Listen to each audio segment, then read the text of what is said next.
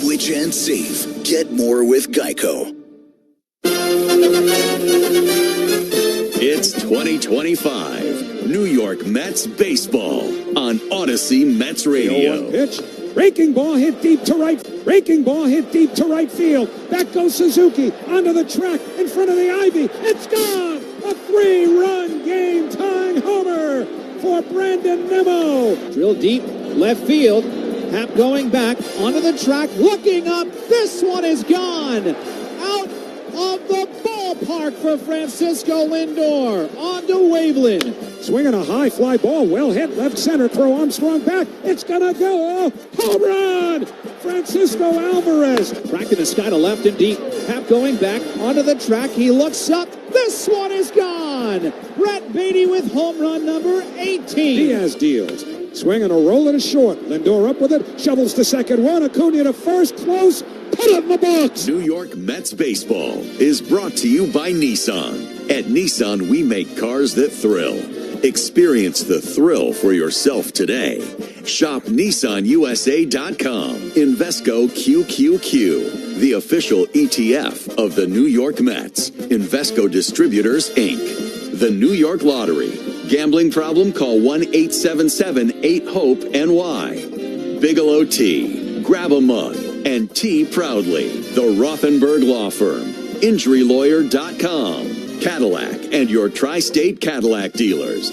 Cadillac is the official luxury vehicle of the New York Mets. Thrivewell Infusion, the official IV partner of Mets Radio. Veg, ER for Pets, official emergency veterinarian group of Mets Radio. Optimum Fiber, don't take slow for an answer. The Chef IQ scents, never under or overcook your chicken, fish, or meat again. Buy yours today at chefiq.com. Cars for Kids. Call 1-877-CARS-FOR-KIDS. That's cars with a K to donate your car today. And by Sloman's. The difference is human. From Lone Depot Park in Miami, Florida, welcome to New York Mets baseball. This afternoon, the Mets face the Miami Marlins in the second game of a regular season-ending 3-game series. The starting pitchers for Miami, right-hander Yuri Perez, and for the Mets, right-hander Clay Holmes.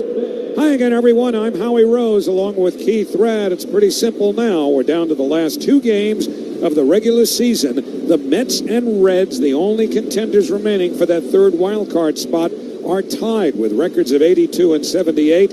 A tie at the end of tomorrow does the Mets no good because the Reds have the tiebreaker. The Diamondbacks were eliminated last night. So again, the Mets need to gain a game between this game and tomorrow's in order to qualify for the postseason. Our game time temperatures brought to you by Peerless Boilers. Visit peerlessboilers.com for information and a dealer near you. And remember, Peerless Boilers, the world's best built boilers.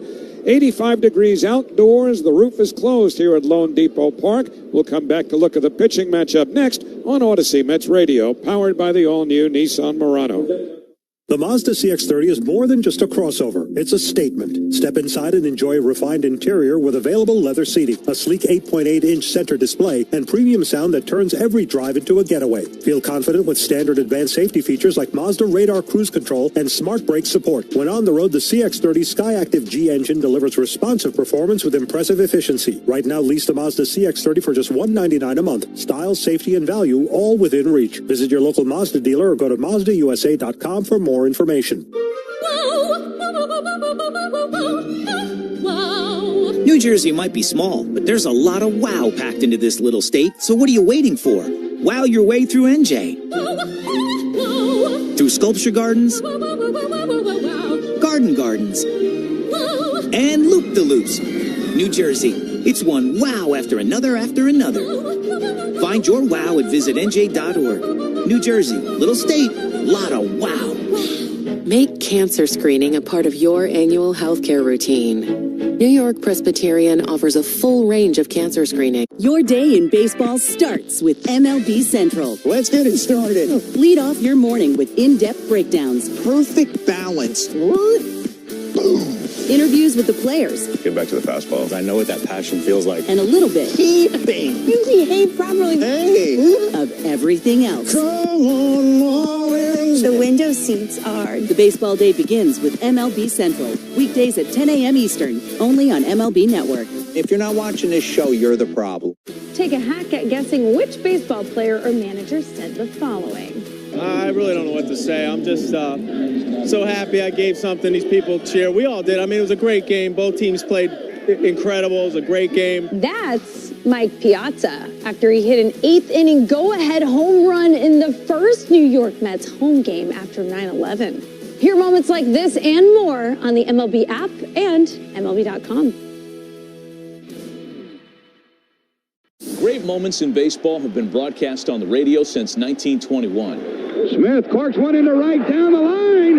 It may go. Go crazy, folks. Go crazy. It's a home run, and the Cardinals have won the game by the score of 3-2 on a home run by the Wizard. Go crazy. Catch the next unforgettable call on the MLB app and MLB.com. Let's see if you can figure out the following baseball slang term. Today's phrase is Oppo Taco. Do you know what it means?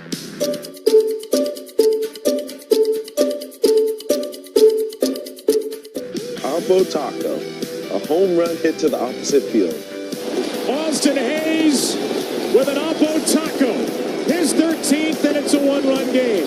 Expand your vocabulary by listening to every game on the MLB app and MLB.com.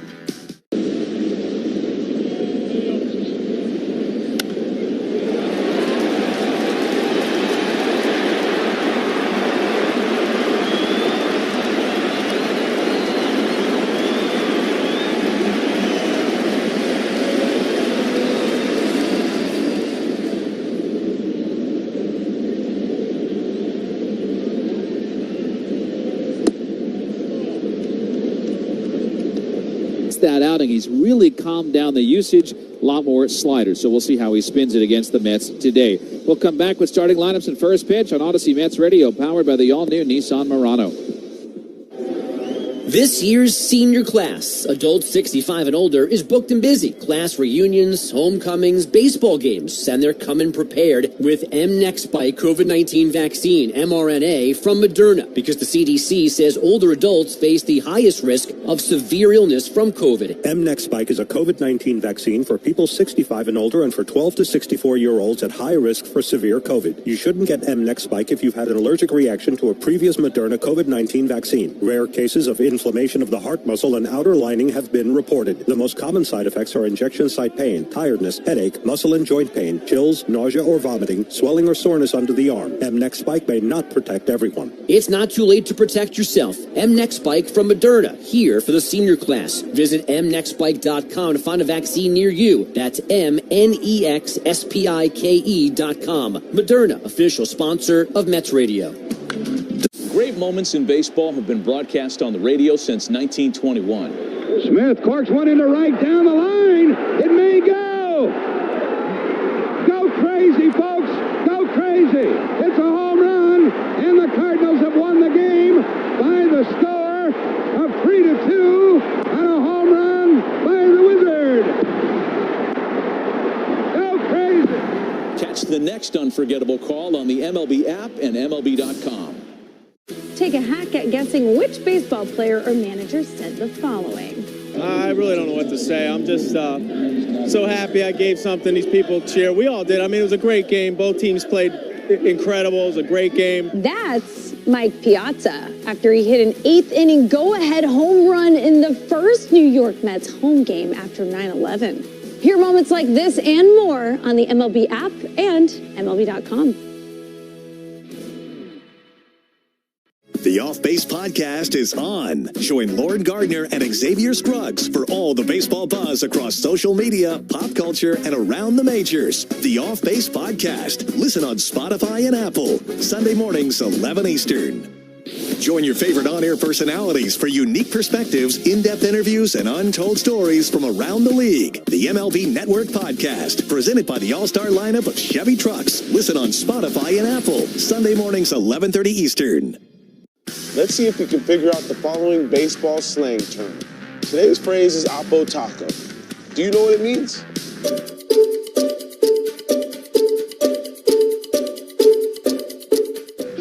Oppo Taco, a home run hit to the opposite field. Austin Hayes with an Oppo Taco, his 13th, and it's a one-run game.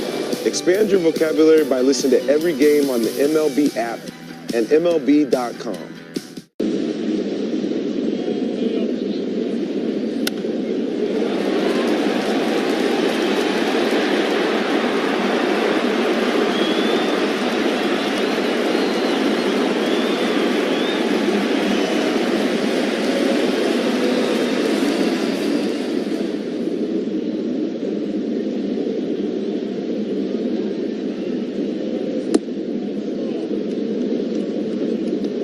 At second, Jacob Marcy in center.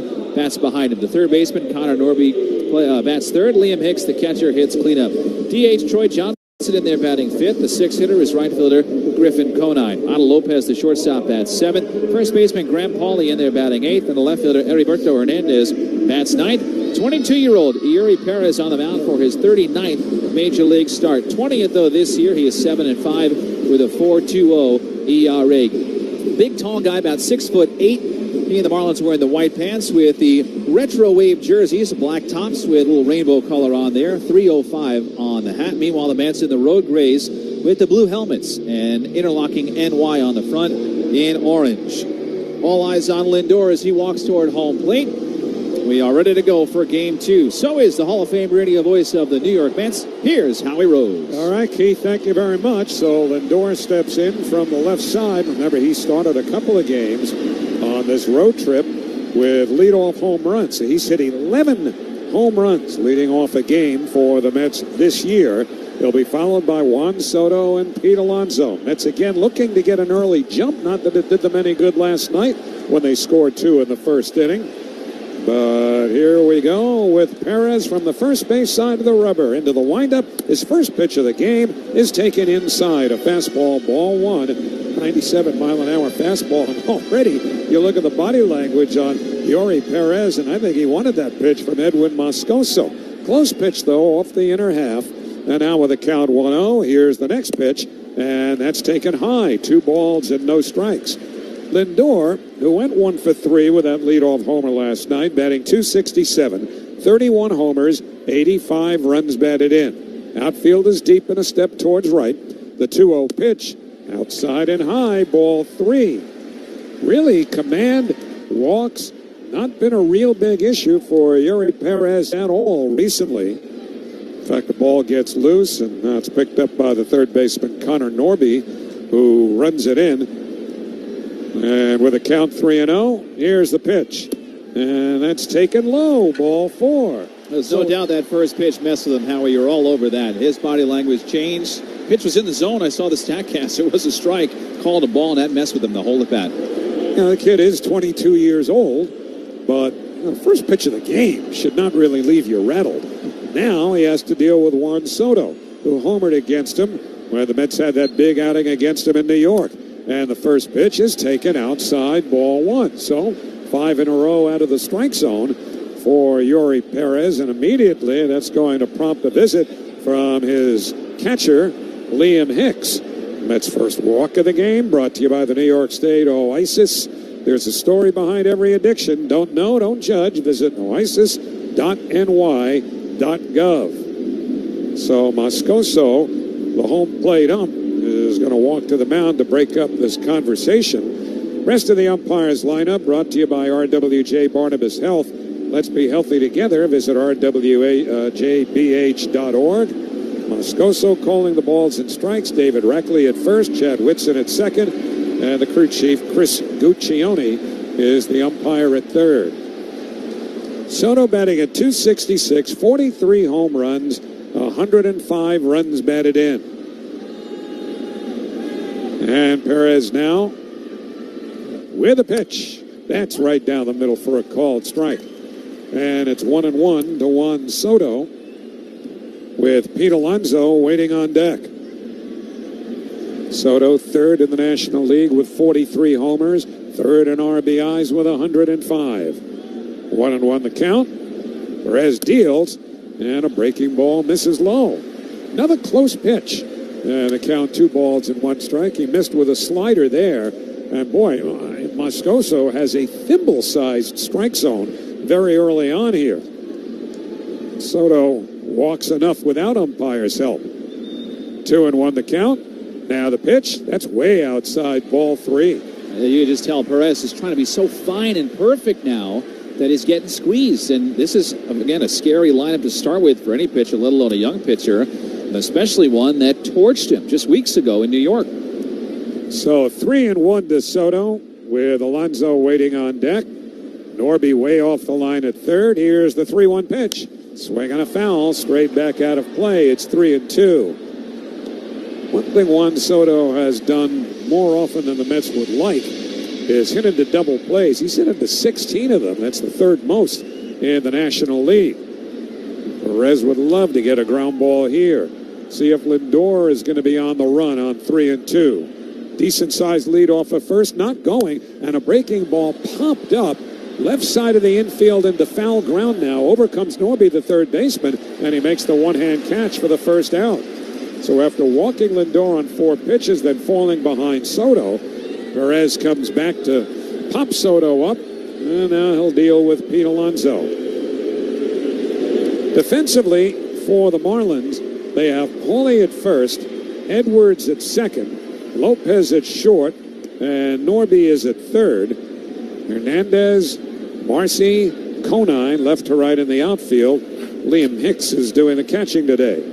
Pete Alonso with the eye black on today, changing it up. Well, here's the first pitch to him. It's a breaking ball that missed inside for ball 1. Those little signs that let you know that players are trying to do anything they can to change the mojo for the team, change it personally. We never see Pete Alonso wear eye black like this.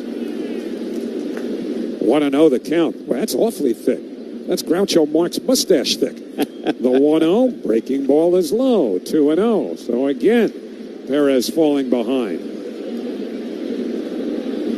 Alonso batting .271. He's got 37 home runs, 4th in the league, 2nd in RBIs with 124, 8 behind the league leader, Kyle Schwarber. So 2-0 to Alonso. Lindor being held on at first by Paulie.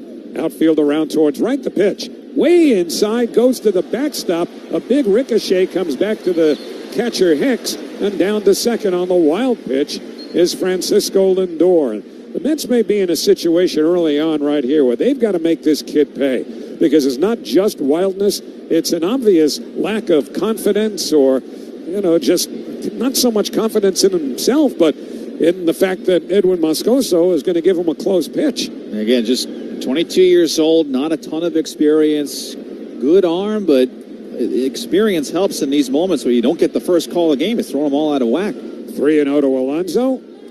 Will he be swinging if he likes it? Here's the pitch, and he takes it. It's a called strike. 3 balls and 1 strike. In that game on the 29th of August at Citi Field, he lasted 2/3 of an inning. Threw 39 pitches in just 2/3 of an inning. Gave up 5 runs on 3 hits, including 2 homers. 3-1 the count.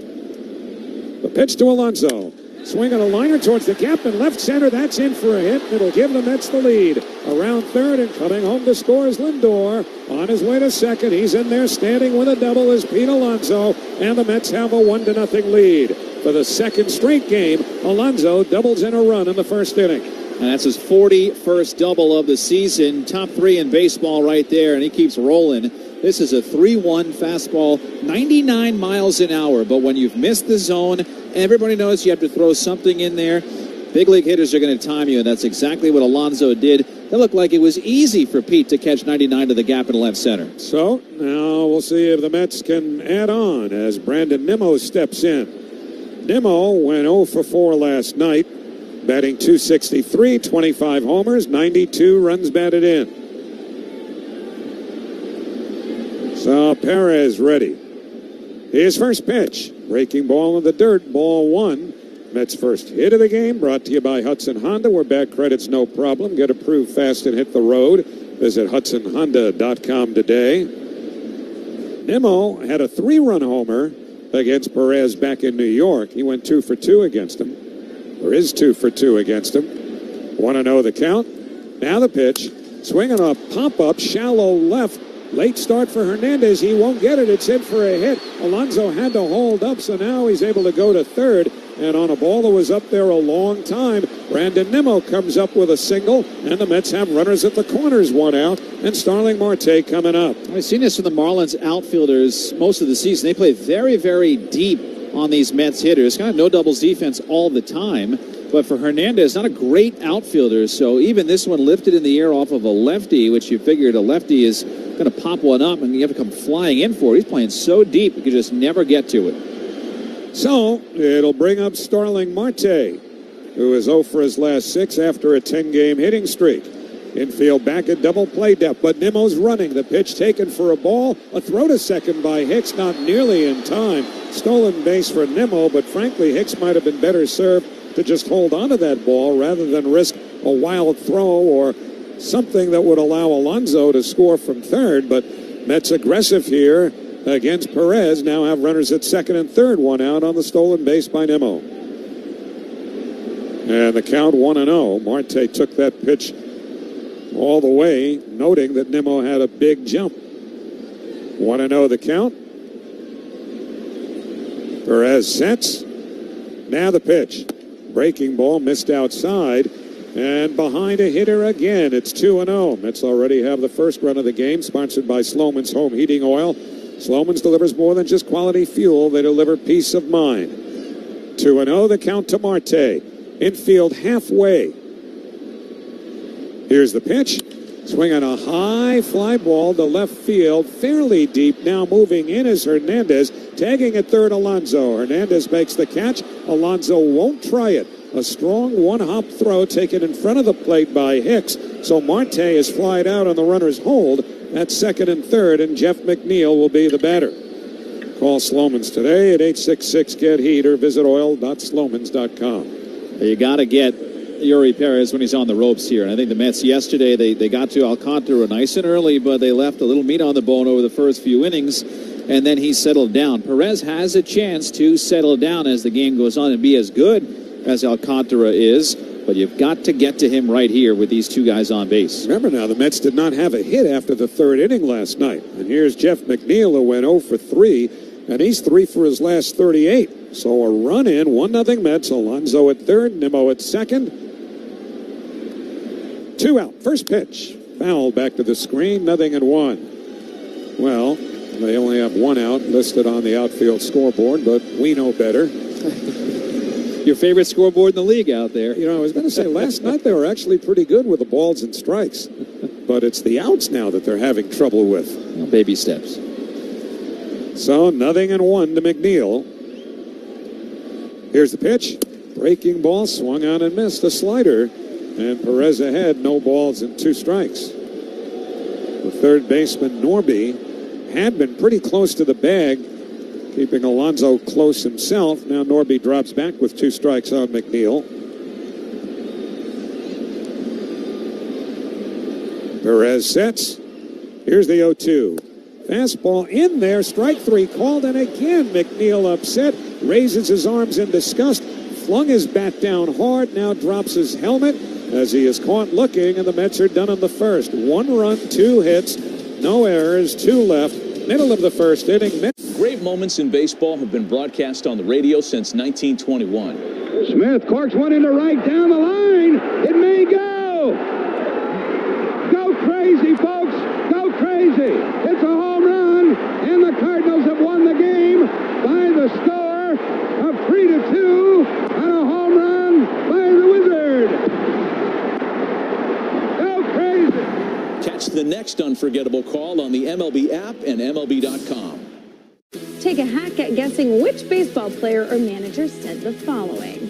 I really don't know what to say. I'm just so happy I gave something these people cheer. We all did. I mean, it was a great game. Both teams played incredible. It was a great game. That's Mike Piazza after he hit an 8th inning go-ahead home run in the first New York Mets home game after 9/11. Hear moments like this and more on the MLB app and MLB.com. The Off Base Podcast is on. Join Lauren Gardner and Xavier Scruggs for all the baseball buzz across social media, pop culture, and around the majors. The Off Base Podcast. Listen on Spotify and Apple. Sunday mornings, 11 Eastern. Join your favorite on-air personalities for unique perspectives, in-depth interviews, and untold stories from around the league. The MLB Network Podcast, presented by the all-star lineup of Chevy trucks. Listen on Spotify and Apple. Sunday mornings, 11:30 Eastern. Let's see if you can figure out the following. Your favorite Bigelow tea, and take a moment just for you. Bigelow Tea, the official tea of Odyssey Mets Radio. Performance, range, style. 3 different ways to make every drive an occasion. Whatever your reason, there's never been a better time to say let's take the Cadillac. The all-electric Cadillac family of vehicles. Escalade IQ, Vistic, Optic, and Lyric. Visit your Tri-State Cadillac dealer today.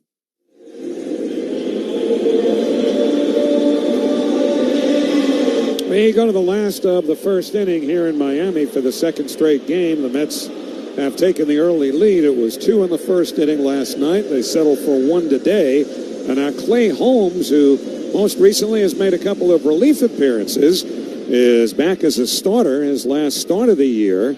He is 11-8 with a 3.66 ERA, facing switch hitter Xavier Edwards to lead off. And the first pitch fastball in for a called strike. It's 0-1. Edwards had a 3-for-3 game last night. He's batting .283 with 3 homers, 42 runs batted in. He's hit the Mets very well this year. The 0-1 hit on the ground to short, right at Lindor. He gathers it in and throws to first in time for the out. Alonso had to stretch a bit down the first baseline, but Edwards, a speedy man, kept off base. And for Holmes, 2 pitches, 1 out, and that's going to be important too, because already, even though the Mets are tied with the Reds, you know the ramifications if it ends that way. So the Mets really need to win here. So it's an all-hands-on-deck game. And at the first sign of significant trouble, they'll go to the bullpen and worry about tomorrow. So here is Jacob Marcy, the left-hand hitting rookie.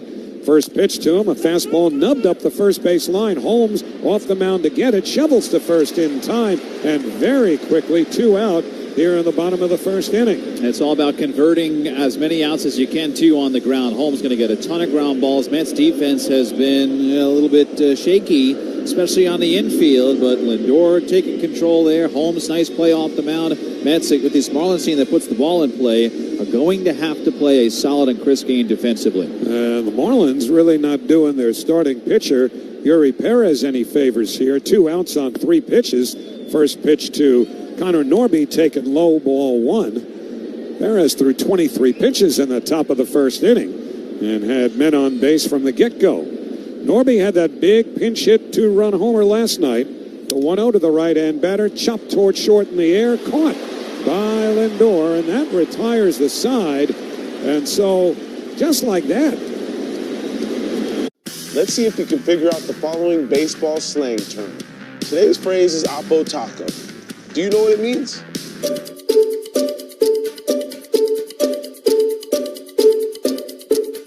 Oppo Taco, a home run hit to the opposite field. Austin Hayes with an Oppo Taco, his 13th, and it's a 1-run game. Expand your vocabulary by listening to every game on the MLB app and MLB.com. Great moments in baseball have been broadcast on the radio since 1921. Smith corks one into right down the line. It may go. Go crazy, folks. Go crazy. It's a home run, and the Cardinals have won the game by the score of 3-2 on a home run by the Wizard. Go crazy. Catch the next unforgettable call on the MLB app and MLB.com. Take a hack at guessing which baseball player or manager said the following. I really don't know what to say. I'm just so happy I gave something these people cheer. We all did. I mean, it was a great game. Both teams played incredible. It was a great game. That's Mike Piazza after he hit an 8th-inning go-ahead home run in the first New York Mets home game after 9/11. Hear moments like this and more on the MLB app and MLB.com. All the big hits. At the wall, gone! No doubt about it! All the great grabs. Oh, wow! You gotta be kidding me! Put a cape on him! And all the swagger. And Johnson in grand fashion. Relive the day's biggest plays all in one lightning-fast hour. Oh, my goodness. What a show. You better believe it. Quick Pitch. Late nights and early mornings only on MLB Network. Baseball on 880 and the Odyssey app.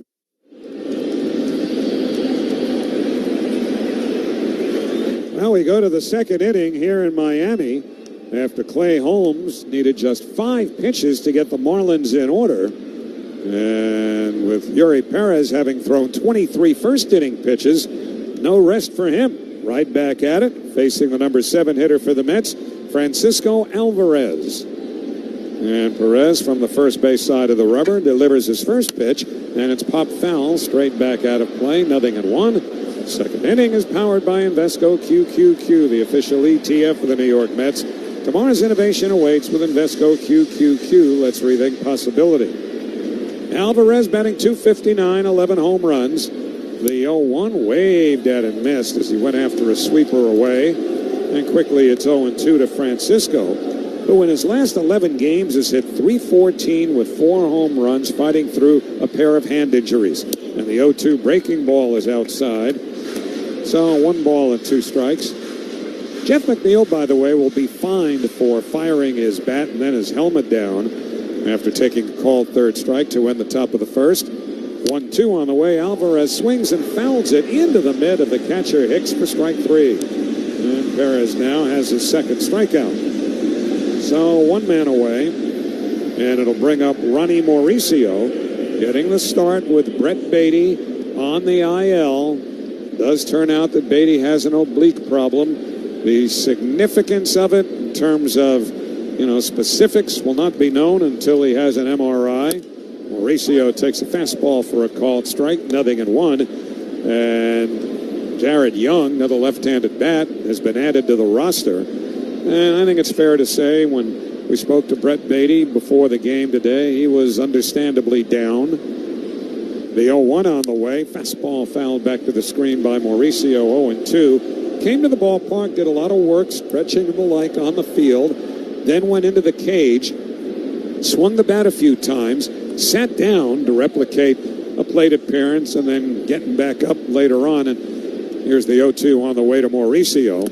In the dirt, 1 ball and 2 strikes. And he said after he got up, following the little rest, that's when he could really feel it. And he knew right there that he wouldn't be able to go. And unfortunately, obliques are time-consuming recoveries. The 1-2 swung on and missed, strike 3. Change up in the dirt. Picked up by the catcher Hicks. Throws to first to complete the strikeout. 2 men away, and now Perez has struck out 3 straight. Starting to see the triple digits now from Perez, which we did not really see in that first inning. 101 he has touched in this inning. Struck Alvarez out on 100 through a pitch 101 to Mauricio, so a little hotter coming out in his second inning. So 2 out, nobody on. Tyrone Taylor coming up. And the addition of Jared Young at the cost of Beatty, not the only roster move the Mets made today. Tyrone Taylor takes a fastball for a called strike, 0-1. Mets also added an intriguing reliever, right-hander Dylan Ross, to the roster. Kid who's had elbow problems the last few years, went through 3 different classes of the Mets farm system. The 0-1 hit on the ground to the right side. Diving stop Edwards, up and throwing in time. Side retired. We'll tell you more about Dylan Ross when we get back.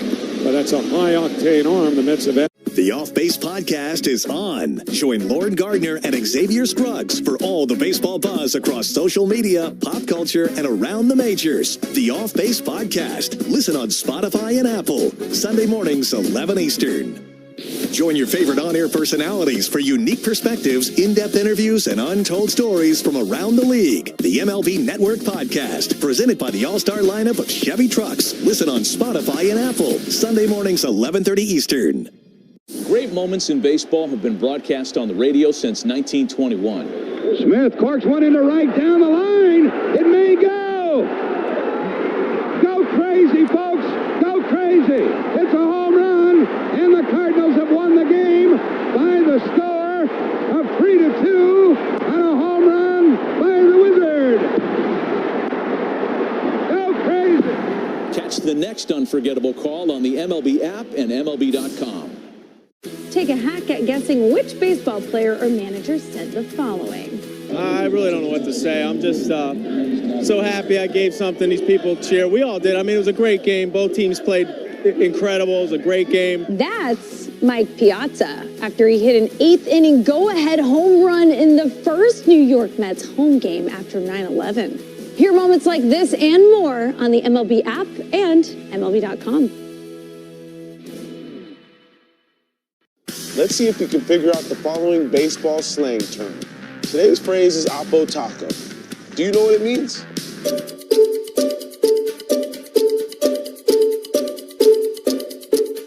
Oppo Taco, a home run hit to the opposite field. Austin Hayes with an Oppo Taco. His 13th, and it's a one-run game. Expand your vocabulary by listening to every game on the MLB app and MLB.com. First inning pitches. Mets gave him a 1-0 lead. It remains 1-0 as we start the bottom of the second. The first pitch to Liam Hicks, the cleanup hitter, is a fastball in for a called strike. 0-1. Hicks 0 for 2 last night. He is catching tonight. Last night he was the designated hitter. Can also play first base. Neither he nor the fellow who caught last night have any luck or real ability throwing runners out. Augustine Ramirez had thrown out 8 out of 89. The 0-1 to Hicks low. 1 ball and 1 strike. And the Mets, at least Juan Soto in particular, stole a couple on him. Hicks has thrown out 6 out of 56. So it's on the pitchers for a good chunk of that. But neither catcher has thrown hardly anyone out.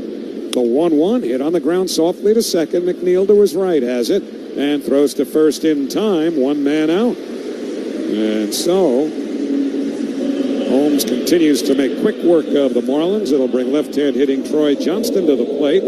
Mets defensive alignment brought to you by Orland & Cohen Orthopedic Group. Experiencing orthopedic pain, they've got specialists for that. Alonso at first, McNeil at second, Lindor at short, Mauricio at third, Nimmo, Taylor, Soto left to right in the outfield, Alvarez catching. Here's Johnston, and he takes high and outside, ball 1. And Francisco Alvarez back behind the plate for Clay Holmes, making his 31st start and 33rd appearance. Here's the 1-0 pitch. Swing and a miss late on a 94-mile-an-hour fastball. And it's 1-1. I think on balance, you'd have to say that the Mets have gotten pretty much what they hoped they would from Clay Holmes this year. Because, there was no reason. And here's the 1-1. Fastball outside, ball 2. There was no reason to have absolute expectations that he'd be able to give as much as he has because he pitched in short relief roles over the last several years. And it certainly appeared to be running low on fuel recently.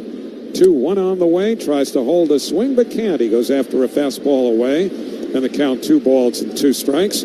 So his last 2 outings have been in relief. He pitched 1 inning on Wednesday in Chicago, needed 14 pitches, and then over 3 2/3 in a relief outing a week ago tomorrow. Since making his last start 11 days ago. Here's the 2-2 to Johnston. Outside with a changeup, full count.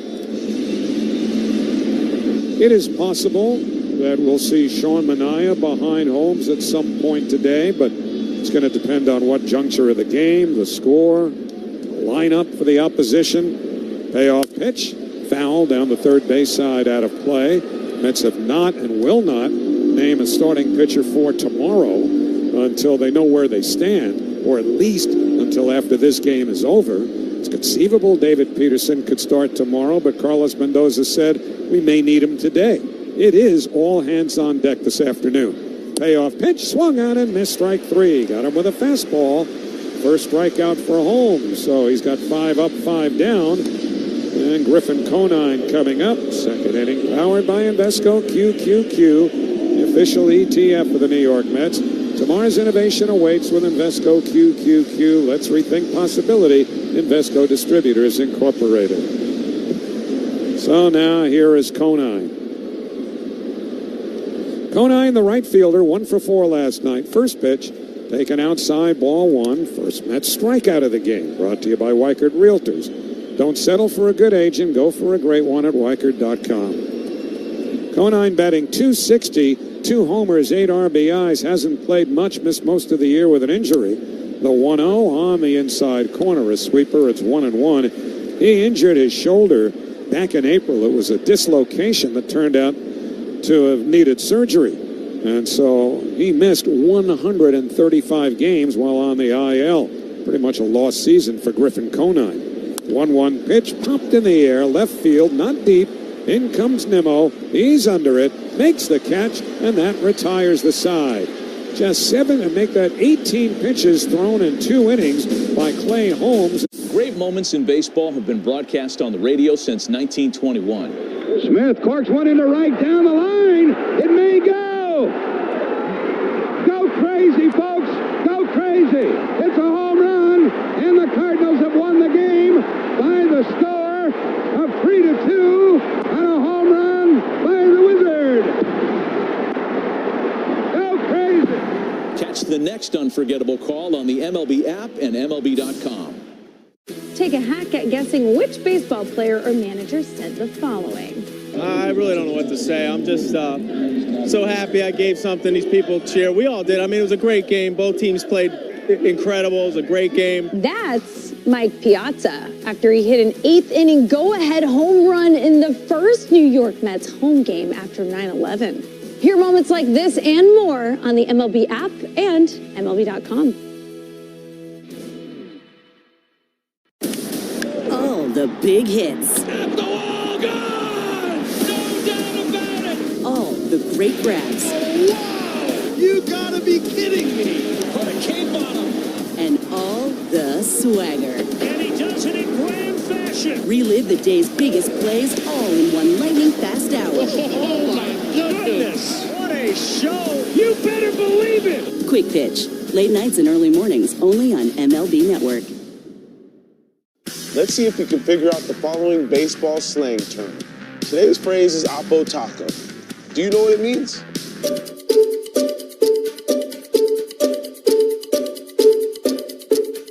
Oppo Taco, a home run hit to the opposite field. Austin Hayes. Yes. This is Juan Soto. You are listening to New York Mets Baseballs on 880 and the Odyssey app.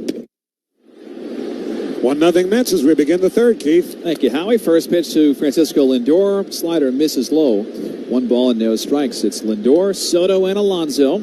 Second time through against Yuri Perez. Mets scored in the first inning when Lindor got on with a walk. Came around on a Pete Alonso RBI double to left center. There's the windup and the 1-0. Clips the outside corner. That evens the count. 1 ball and 1 strike. And Perez was a little shaken there by a couple of calls that did not go his way. However, wrapped up that inning, stranding second and third, and has retired 5 in a row. Here comes the 1-1 to Lindor. Top of the zone strike again, a slider, and it's 1-2. And the slider he's mixed in a little bit more the last few outings. Again, that outing in New York, and the one after that, Perez really screwed up a little bit with some poor outings. After he was done with the Mets, he saw Washington gave up 7 runs on 8 hits, and the Marlins kind of took things in-house with him. There's the 1-2. Missed low, change up, 2 balls and 2 strikes. For the majority of the year, the Marlins have actually been calling pitches from the dugout, but for Perez, it's happened a lot more lately, ever since the bad outings at the end of August. And he's been pretty crisp ever since, mixing in a lot more off-speed. 2-2. Swing and a miss, high slider. Lindor strikes out. It's a much different looking Perez that time than when he walked Lindor on 4 pitches because he was off kilter. Make it 6 in a row retired for Perez. That'll bring up Juan Soto. Looking for the perfect spot to kick back with friends, catch the game, or host an event? Bohemian Hall and Beer Garden in Astoria is the place to be, and New York City's oldest beer garden. 1-0 Mets. Here's Soto. Bases clear and 1 out. Soto, a left-hand hitter. Perez into the windup. First pitch. Missed outside. 1 ball and no strikes. Soto popped out in foul territory his first time. He did take Perez deep back in New York in August. Mets ended up winning that game 19-9. It's the game that Jonah Tong made his debut. Remember, Tong was waiting to get out there because the Mets Innings were so long. A 1-0's in for a strike, and it's 1 ball and 1 strike. Yeah, the Mets also teed off against Javier Sanoa, a position player who has pitched 8 times this year. There comes the 1-1 to Soto. Down and in. Missed there with a changeup, and it's 2 balls and 1 strike. We are coming to you live for the Bigelow Tea broadcast booth. Bigelow Tea, grab a mug and tea proudly. Soto trying to get on base. All of a sudden, Aaron Judge is tied for the league lead in walks with Soto. It came out of nowhere this month. Soto was leading the way with his free passes. 2-1. Clips the inside corner slider, and it's 2-2. Both have 124 walks coming into play today. Now, Judge has walked 27 times this month, which is a lot. Even if you don't know the context, that's a lot. Soto's only walked 13 times. Infield back around to the right. Here's the 2-2. Up and away. 3 balls and 2 strikes. Again, Soto gets on here. Got Pete Alonso on deck and Brandon Nimmo to follow. As Perez's pitch count climbs to now 43 pitches. Soto widens out in that 3-2 count.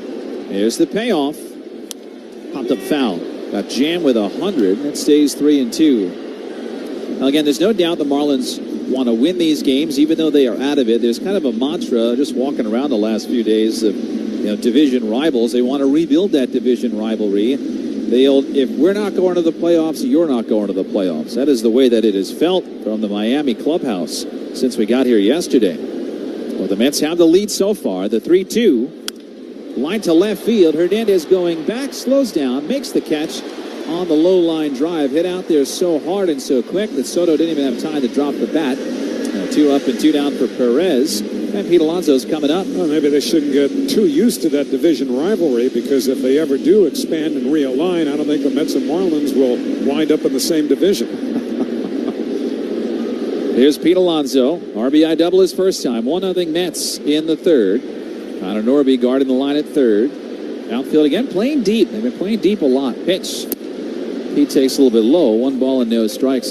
Yeah, that division realignment, we've seen if it is geographical, maybe down here with maybe Tampa Bay, maybe the Braves, and then a team in Charlotte, maybe, or Nashville, maybe, TBD.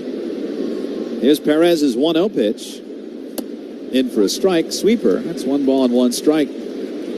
But for years, the Marlins themselves, even though they have 2 world championships, one in 1997, one in 2003, they have not had a lot of certainty here. 1-1. Line the other way foul. That's 1 ball and 2 strikes. Year 1 for Clayton McCullough, former first base coach of the LA Dodgers, now the manager of the Marlins. And Peter Bendix running things. They have put together a season that's right around 500. They're 78 and 82. 4 games back of the Mets. 1-2 to Pete. Up and in, missed with 99, and it's 2 balls and 2 strikes. Tomorrow they will send Edward Cabrera. And again, all these Marlins in their last start, so they will let it loose. Sandy Alcantara last night may have had his final start as a Marlin. He was very emotional after the outing last night. With 2 outs, 2-2 to Alonso. Way outside, slider. That's 3 balls and 2 strikes. Now, guys like Perez will be here. Cabrera will probably be here, but Sandy may not be here. It may be a trade piece in the offseason. And so somebody who has been here for a long time walked off the mound after getting 1 batter, came off to an ovation, was nearly in tears last night. 1-0 Mets, top 3. Here's the payoff to Pete. Cracked in the sky, deep left center field. This one on its way back. This one is out of here. An absolute scorcher of a home run for Alonso. He's driven in both Met runs today. 2-0 lead on the solo job. RBIs up to now 126 for the day he's had. Home run number 38 as that sailed into the club. And he's wearing the eye black, little war paint today. He has given the Mets both of their runs a 2-0 lead. What a year he's had. The doubles, the homers, the RBIs, and he's trying to single-handedly deliver the offensive blows today. That was 111 off the bat. In a blink, it was over that purple fence. So now Nimmo and these Met fans here in attendance most of the time they are here, of course, behind the first base dugout. But with this place pretty packed for the last 2 days, there's a lot of Mets fans all over the place. Meanwhile, Yuri Perez has taken his hat off, pulled out the pitch comm. He and Liam Hicks, I guess, having pitch comm problems. Shouldn't have thrown a fastball dead red to Pete there on 3-2. That's a pitch comm problem. Well, it's also RBI total now for Pete that still gives him a chance to challenge his own single-season club record, which is 131. He's got 126 now with the rest of this game and one more to go. 2 for 2.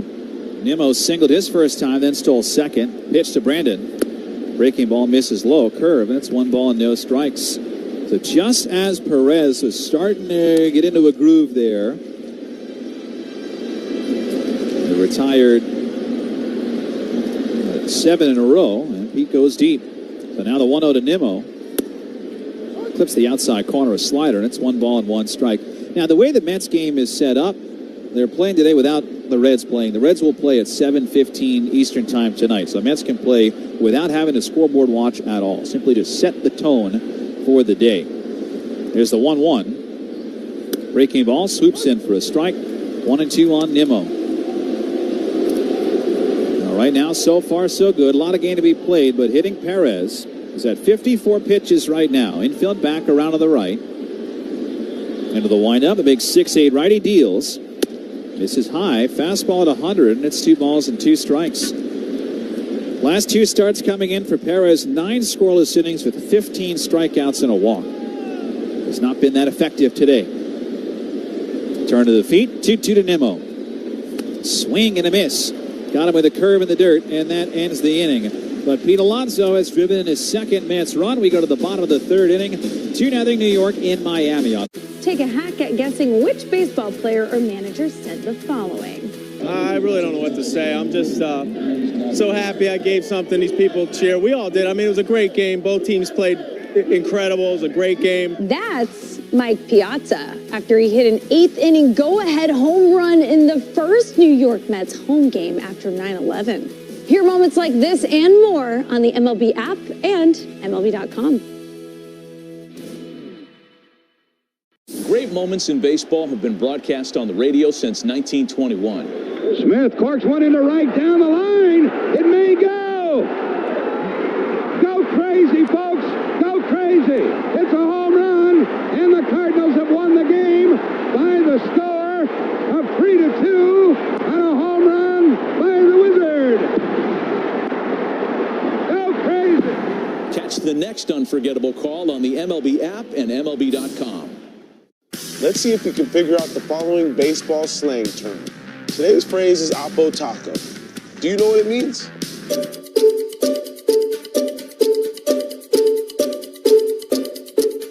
Oppo Taco, a home run hit to the opposite field. Austin Hayes with an Oppo Taco. His 13th, and it's a 1-run game. Expand your vocabulary by listening to every game on the MLB app and MLB.com. All the big hits. At the wall, gone! No doubt about it! All the great grabs. Oh, wow! You gotta be kidding me! Put a cape on him! And all the swagger. And he does it in grand fashion! Relive the day's biggest plays all in one lightning-fast hour. Oh, my goodness! What a show! You better believe it! Quick pitch. Late nights and early morning. We go to the bottom of the 3rd inning at Lone Depot Park. Mets have hit Yuri Perez. Meanwhile, Clay Holmes 6 up, 6 down. First pitch to Lopez, in for a strike. Sinker there from Holmes, and it's 0-1. 1 strikeout, 4 ground outs, and 1 flyout. Holmes done a nice job to be economical. Meanwhile, Lopez calls for his time. Lopez, Pauly, and Hernandez, 7, 8, and 9. For Lopez, 15 homers and 77 RBIs this year, and he's hit the Mets really well. 0-1. Chopper hit to 3rd. Here comes Mauricio. Fields in the backhand. Bobbles, throws. Got him on a low throw. Good play by Mauricio, even though it looked like a wet bar of soap in his glove, just trying to get it out. And he threw over to Alonso, who was able to scoop out the low throw and get Lopez. Again, Lopez has been good against the Mets, hitting .357 just head-to-head this season. So more ground ball outs for Clay Holmes.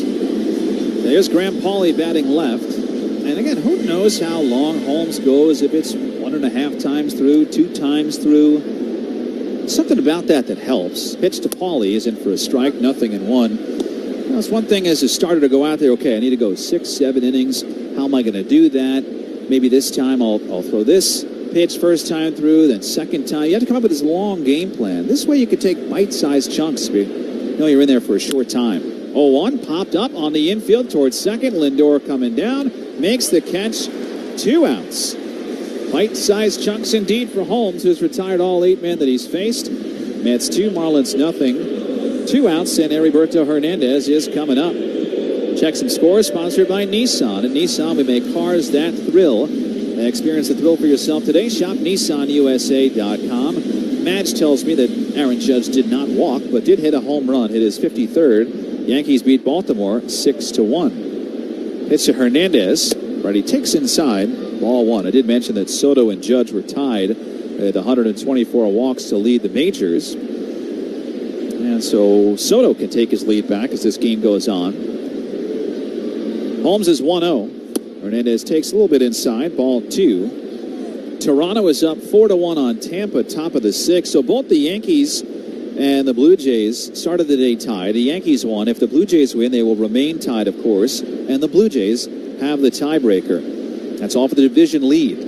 2-0 at the knees with a sinker called strike. That's 2-1. Meanwhile, the Cubs can clinch the 4 seed and host the wild card with San Diego starting Tuesday if they beat St. Louis. And right now they have a lead 7-3 in the 9th. Next pitch bends away from Hernandez. Ball 3. Pete Crow Armstrong hit number 30 yesterday. He's hit number 31 today. Seiya Suzuki with his 31st. Michael Busch hit 2. He's up to 34. 3-1. Up and in. And Hernandez walks. So the first batter to reach after all this is the 9-man on a walk. That's how well Holmes has been going. That walk certainly out of place. 2-0 Mets, but now 1 on and 2 out for the top of the order with Xavier Edwards. Now for the Cubs, I don't know if you saw this at all, but Cade Horton, remember, pitched against the Mets earlier in the week and then left the game due to precautionary reasons. Turns out he has a rib fracture. He is a huge part of what they're trying to do. So he's out, they said, at least the wild card series. I don't know how you come back from a rib fracture days after and feel good about yourself and pitch, but that's a big blow. He's got to go find a spare rib. First pitch to Edwards is fouled off, and the count 0-1. Well, I know it's on your mind for postgame. Is that place any good, the new one? I don't know. The old one closed down. Madge usually points us in the right direction for a spare rib or 2. Anyway, maybe Madge is watching the horse races. Who knows? 2-0 Mets, bottom 3. Pitch to Edwards. Missed outside. 1 ball and 1 strike. So PCA, mentioned with the Cubs, got to 30 homers, 30 doubles, 30 steals. And here's my little read that says PCA won because September is Prostate Cancer Awareness Month. Men screening for prostate cancer is just a simple blood test, and early detection is everything. Go to fansforthecure.org. 1-1, ripped up the middle, base hit into center. That puts Hernandez at second as the throw comes in. So back-to-back base runners against Clay Holmes. And now it's second time through. But there are 2 outs. It'll bring up Jacob Marcy with the Mets ahead 2-0. Marcy hit a little ground ball that Holmes fielded off the mound his first time. Just before the game today, the Marlins were awarding some of their minor leaguers their awards. Mets did that back at home, too. They gave Jonah Tong his minor league pitcher of the year award in the organization. Jacob Marcy got the award for basically being the AAA Jacksonville, and that's the Jacksonville Jumbo Shrimp if you're worried about what's on the menu for later. He got the MVP for that. Pitch to him here. Strike. Sweeper on the inside corner. 0-1. AAA affiliate for the Marlins won it all. They beat the AAA affiliate for the Yankees, Scranton Wilkes-Barre. Mets won it all this year at AA, High A, and nearly won it all at Low A with St. Lucie. A look at second. Holmes is 0-1. Up and in. 1 ball and 1 strike. Mets 2, Marlins 0. First time the Marlins have had anything going offensively.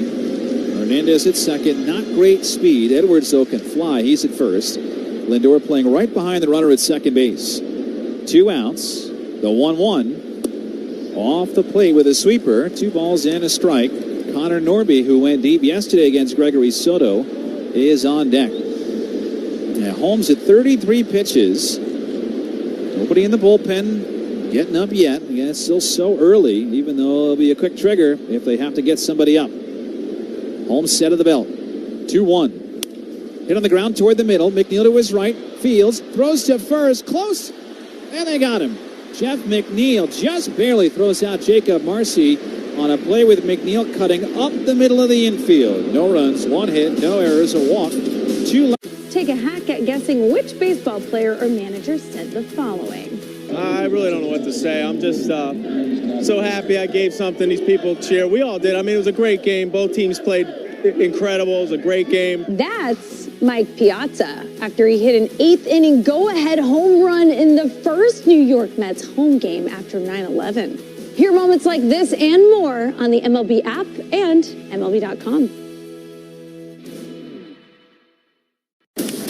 All the big hits. At the wall, gone! No doubt about it! All the great grabs. Oh, wow! You gotta be kidding me!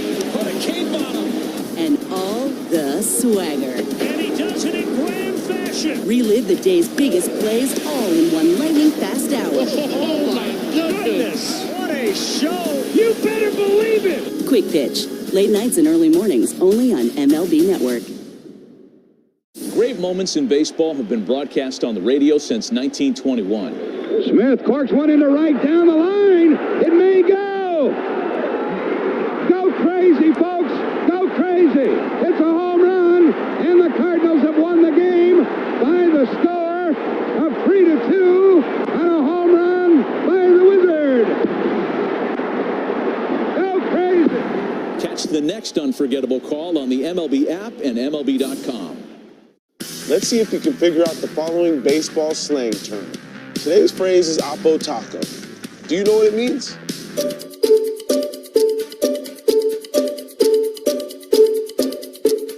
Oppo Taco, a home run hit to the opposite field. Austin Hayes with an Oppo Taco. His 13th, and it's a 1-run game. Expand your vocabulary by listening to every game on the MLB app and MLB.com. We go to the top of the 4th inning in Miami. 2-0 Mets. Starling Marte leads off. That first pitch misses low for ball 1. Marte in our 5th batter spotlight, sponsored by Key Food. Look for all your favorite products at your local Key Food. Key Food and their family of supermarkets. Perez winds and deals. The slider's a strike on the inside corner to even the count. 1-1. Marte, McNeil, Alvarez all went 0 against Perez first time. It's been the Pete Alonso show today. Mets up 2-0 on an RBI double and a solo shot from Pete. The 1-1. Swing and a miss. Marte a sellout for the fastball. Got the slider. And it's 1-2. And really, of course, the Mets are in the heat of it right now. They're in the thick of a race. Not really worried about end-of-season numbers. The 1-2, wave and a miss. Down goes Marte on the strikeout. So 6 strikeouts now for Perez. And that'll bring up Jeff McNeil. But Pete Alonso, there'll be so much time to talk about Pete's future, but just laying it out there. Pete has hit .273, the best average season that he's had. Of course, he's hit 38 home runs, knocked in 126, but highest batting average of the most doubles. He's hit 41 doubles this year.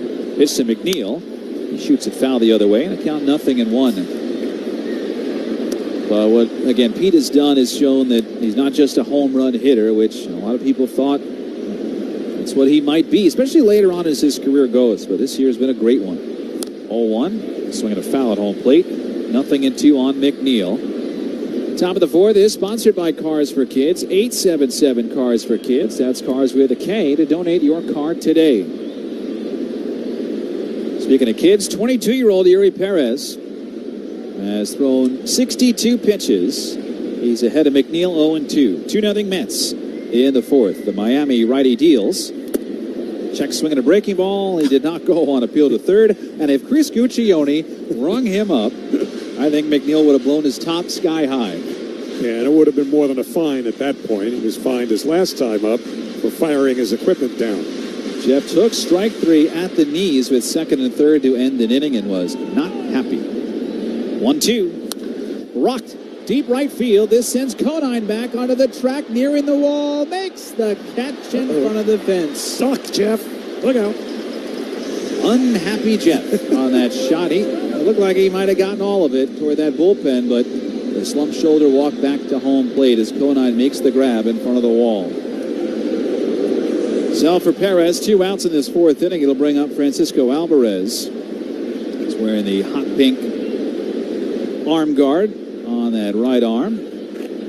Orange shin guard and the Barney purple cleats as he climbs in.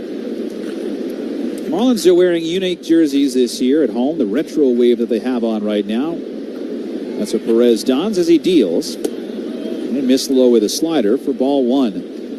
There's Miami across that black uniform, but trimmed with a little bit of that teal and hot pink. The brim of the hat is pink, and the rest of the hat, the cap, is black. The 1-0 misses away, close pitch, but called ball 2 on Alvarez. Francisco struck out on a 100-mile-an-hour fastball his first time. Again, Perez has struck out 6, but his pitch count is up because of it, and it's up because of a very long first inning. The 2-0 in tight. Alvarez sucks his hands in and backpedals out of the way. I think gave a smile there to the dugout. You know, Alvarez loads up. He takes these big, colossal swings, especially on 2-0. You know he was looking to really let it rip there. 3-1. That's low. It's a 4-pitch walk. So Perez walks Alvarez. Second time he's walked a Met. It's a 2-out walk. Going to bring up Ronnie Mauricio.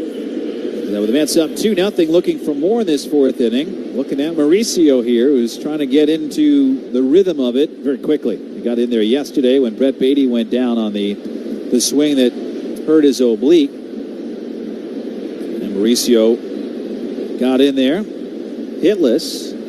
Struck out his first time. Batting left. Pitch. Breaking ball. Swing and a miss. Curve, and it's 0-1. I was talking to one of the Mets medical people today, and just asked about that oblique. Is it repeatable muscle tear, or can you just do it on one bad swing? And they said it basically, with the Beatty injury, could have been both. Could have been anything.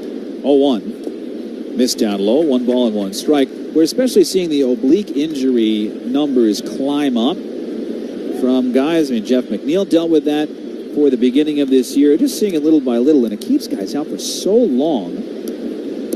It's an injury you probably didn't hear about, 5-10 years ago being as rampant as it is now. But hitters, we're talking about pitchers being max effort, hitters are max effort with every swing. And you really find a 2-strike approach anywhere. And I wonder, too, the players, I think, across the board are in better shape in this generation and the generation before probably than prior generations. So little body fat compared to what so many other players had years ago. That could be a factor, too. Perez set, runner at first, 2 outs. 2-0 Mets in the fourth. Pitch to Mauricio. Swing and a miss, flailing over a slider. That's 1-2. I remember one spring, probably about 6-7 years ago, Keith, Brandon Nimmo came to camp, and he couldn't have had any body fat whatsoever. And we talked about it a little bit. Yeah, he changed his training regimen and all that. Well, what do you know? Does the oblique in spring training. 2 outs, 2 strikes, infield back, pitch to Mauricio. Swing and a miss, ball in the dirt, and the inning is over. 7 strikeouts now for Yuri Perez, but the Mets still have a 2-0 lead. Middle of 4 in Miami. The Off Base Podcast is on. Join Lauren Gardner and Xavier Scruggs for all the baseball buzz across social media, pop culture, and around the majors. The Off Base Podcast. Listen on Spotify and Apple. Sunday mornings, 11 Eastern. Join your favorite on-air personalities for unique perspectives, in-depth interviews, and untold stories from around the league. The MLB Network Podcast, presented by the all-star lineup of Chevy trucks. Listen on Spotify and Apple. Sunday mornings, 11:30 Eastern. Let's see if we can figure out the following baseball slang term. Today's phrase is Oppo Taco. Do you know what it means?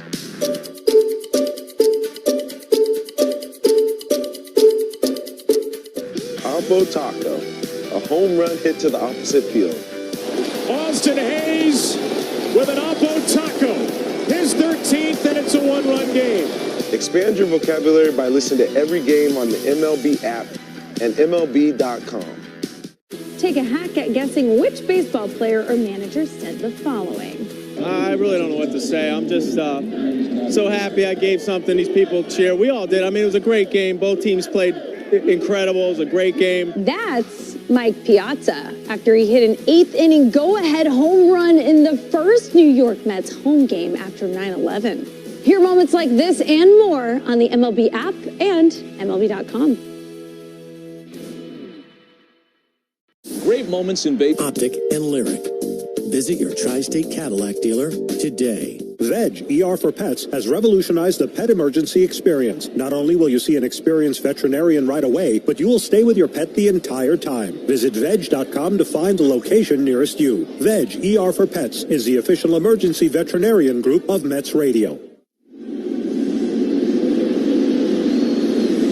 We go to the bottom of the fourth inning in Miami. Mets up 2-0 over the Marlins as Clay Holmes is back out there facing the heart of the Marlin order with Connor Norby, Liam Hicks, and Troy Johnson. So the way the Mets pitching staff again is lined up, and I think they're just kind of gathered in the bullpen as far as lined up is concerned. They'll go, we need you.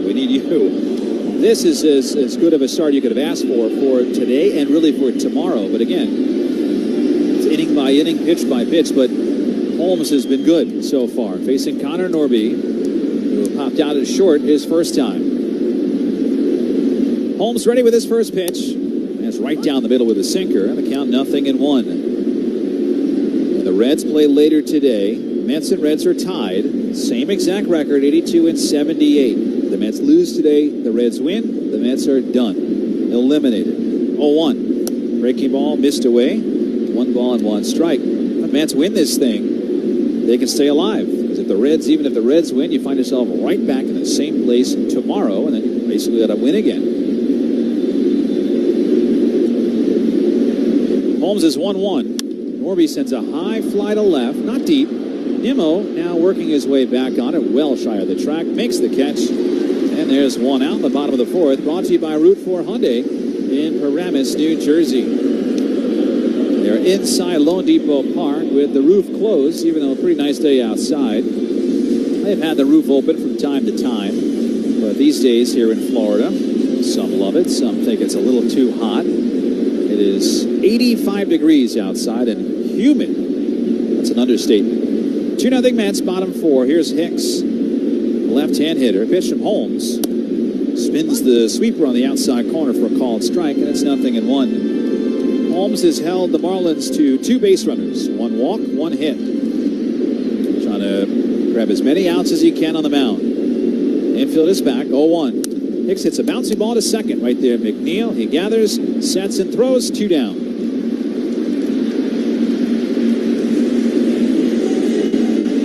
I'll bring up Troy Johnson, who's one of those lefties. The Marlins stacked a lot of lefties in there against Clay Holmes. In fact, even to the point where they have sat Augustine Ramirez, who told you about the catcher for the Marlins yesterday. Not really great defensively, but a terrific hitter. But he's sitting today in favor of some of these lefties. Lefties have had some success against Holmes this year. Pitch to Johnson, misses outside with a sweeper for ball 1. 6 lefties of the 9 in the lineup today for the Marlins. But again, so far, Holmes has had his way with the lefties and the righties. Next pitch, down and in, missed the sweeper. It's 2 balls and no strikes on Johnson. That sweeper came in at 82 miles an hour, sponsored by Spectrum. Life moves, and so should your connections. Get fast, reliable speeds on the network that moves with you. Spectrum. As you can hear, there's a band playing somewhere. I can't tell you where it is, but it's in here somewhere. The 2-0. Down the middle for a strike, 2-1. There's all sorts of noises that happen at Lone Depot Park. Many times you'll hear a DJ, usually out in that club in left center and left field, behind the outfield wall. A lot of people go out there, hang out, party, do their thing. They don't even know a game is going on sometimes out in left field of that club. But a lot of those eyes are facing square up to the infield. A lot of Mets fans in the building. See a lot of those orange shirts out there in left field in that club. 2-1. Bouncing ball right back to the mound. Grabbed by Holmes. He runs and flips to Alonso. In time, inning over. 4 beautiful, scoreless innings for Clay Holmes when the Mets need it most. We go to the... Your day in baseball starts with MLB Central. Let's get it started. Lead off your morning with in-depth breakdowns. Perfect balance. Boom. Interviews with the players. Get back to the fastball. I know what that passion feels like. And a little bit. Keeping. You behave properly. Hey. Of everything else. Come on, Marlins. The window seats are. The baseball day begins with MLB Central. Weekdays at 10 a.m. Eastern. Only on MLB Network. If you're not watching this show, you're the problem. Let's see if you can figure out the following baseball slang term. Today's phrase is Oppo Taco. Do you know what it means?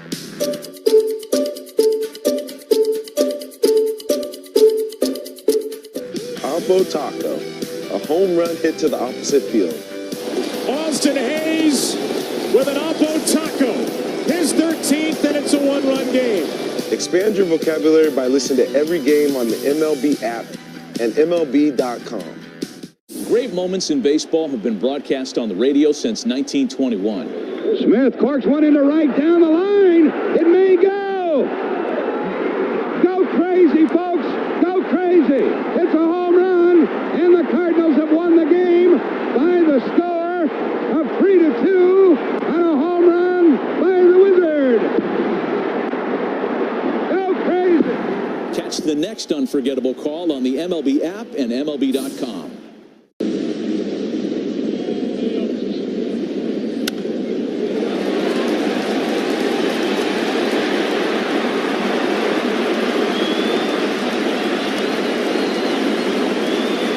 Plan your vacation at visitnj.org. This is Brandon Nimmo. You're listening to New York Mets baseball on 880 and the Odyssey app. Off we go to the 5th inning. So far, so good for the Mets. 4 scoreless from Clay Holmes. The offense has scored twice, so 2-0 Mets as we go to the 5th, Howie. All right, thank you very much, Keith. Yuri Perez will face Tyrone Taylor to lead off. Right-hander against right-hander. And the first pitch, breaking ball over for a called strike, a sweeper. It's 0-1. Taylor robbed of a hit on a nice diving stop at second by Xavier Edwards when Taylor made the final out in the top of the 2nd inning. Lindor and Soto to follow. And the 0-1, that's in for a called strike, a slider. It's 0-2. Taylor's the center fielder, and Centers Healthcare wants to remind you that they're not just care, they're care that moves you. CentersHealthcare.com. 0-2. Now Perez deals, swung on and missed, strike 3, got him with a sweeper away, and that is 8 strikeouts for Yuri Perez. So 1 up, 1 down. Francisco Lindor coming up, and this 5th inning is sponsored by Elec 825, building our future. Lindor walked and scored in the 1st inning and struck out in the 3rd. Clay Holmes has needed only 43 pitches to get through 4 innings. First pitch to Lindor bounced foul over by the Mets and into the Mets dugout. And the count 0-1. And so the Mets bullpen can stay nice and quiet for now, with Holmes seemingly having a whole lot more in the tank. And the Mets with a 2-0 lead. That's what they took into the bottom of the 5th inning last night when the wheels came off. 0-1 to Lindor. Now the pitch. Way outside with a changeup. 1-1. Norby, the 3rd baseman, has shortened up against Lindor. Norby has a foot right at the edge of the infield grass, pretty much even with a bag at 3rd, just in a half step from that. And the 1-1 pitch. Lindor takes low, a changeup, and it's 2 balls and 1 strike. Perez's pitch count getting up there. It's not exorbitantly high. It's at 78 with 1 out in the 5th. Ideally, 75 through 5 is the template. Here's the 2-1. Fastball fouled into the mid of Hicks. And it's 2 balls and 2 strikes. Mets have won 5 of the 11 games played between these teams this year. You know how generally the Marlins always play the Mets tough. Now the 2-2, breaking ball, down and in, 3 balls and 2 strikes. But I think the Marlins, by most objective measures, would be considered overachievers this year. They've won 78 games, so they're not going to finish all that far behind the 500 mark.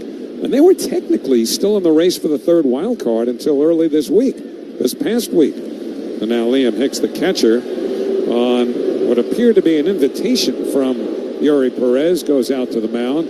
Does not appear to be a pitch comm issue. They're just having an old-fashioned verbal conversation about what they're going to do on 3-2 here to Lindor with one out and Soto on deck. Imagine that. No texting. They actually talked. 3-2 the count. Here's the payoff pitch. Little dribbler foul over by the third base dugout. My generation loves to tease the younger ones when they say, "Oh yeah, I spoke to so-and-so today." "Oh yeah, how'd he sound?" "How'd she?" "Well, I don't know, we were texting." "Well, you didn't speak if you were texting." 3-2 to Lindor. Now the pitch. Swing and a foul back to the screen. A big cut. And then sometimes your generation gets woken up by a text, which is a funny thing to hear, because how do you get woken up by a buzzing phone? Yeah, well, A, we don't sleep that well anymore. And B, the riot act occasionally needs to be read to certain someones who have a habit of texting too early. Here's the payoff pitch. Swung on and missed, strike 3. Got him with a slider down and in. 9 strikeouts for Perez. 2 away, Juan Soto coming up. Don't you love when somebody texts you at 6 o'clock in the morning, essentially to tell you what they had for dinner the night before? I put it on vibrate. That's the secret. And we'll get into Do Not Disturb maybe next week. That's like a 400 level class. Yeah, but I don't want that. Here's Soto, first pitch, taken low, ball 1. Because what if somebody's urgently trying to reach you? I could deal with being awakened by a faint buzzer, but to have nothing whatsoever if somebody has an urgent thing they need to tell you. The 1-0 to Soto, rolled foul back behind home plate. It's 1-1. That's a different story. Yeah, I think that sounds like you have more important people in your life than maybe I do.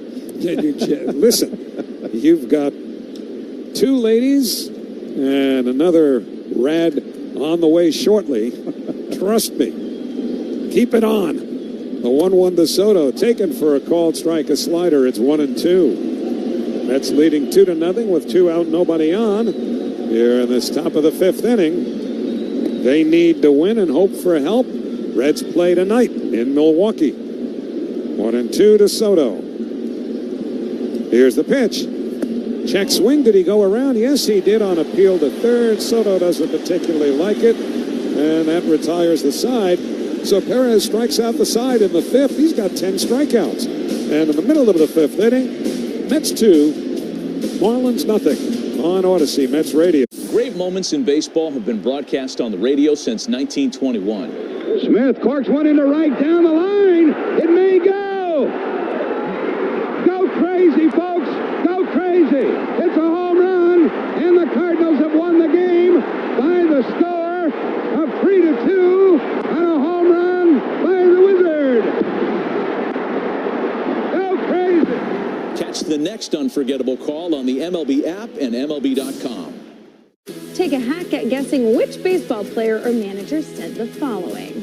I really don't know what to say. I'm just so happy I gave something these people cheer. We all did. I mean, it was a great game. Both teams played incredible. It was a great game. That's Mike Piazza. And even Saratoga, straight to your door. No heavy lifting, no last-minute store runs, just the refreshment you need when you need it. Signing up is easy. Pick your water, choose your schedule, and enjoy. Use code BASEBALL for 50% off your first order, plus free delivery. Stay refreshed all season long. Order now at water.com. Hey everybody, Boomer Esiason here. As a quarterback, I had to make quick decisions. No time for slow. Now the same goes at home. When I'm streaming games and on a video call, I don't take slow for an answer. Why? Because I count on Optimum Fiber, the fastest, most reliable fiber internet in the tri-state. And with 99.9% network reliability, you can now stream, work, and game all at once. Switch today and get a 5-year price lock. Call 888-4OPTIMUM. Visit Optimum.com or your local Optimum store today. Terms apply. See Optimum.com for all the details. Bigelow Tea can make the second half of this game even better than the first.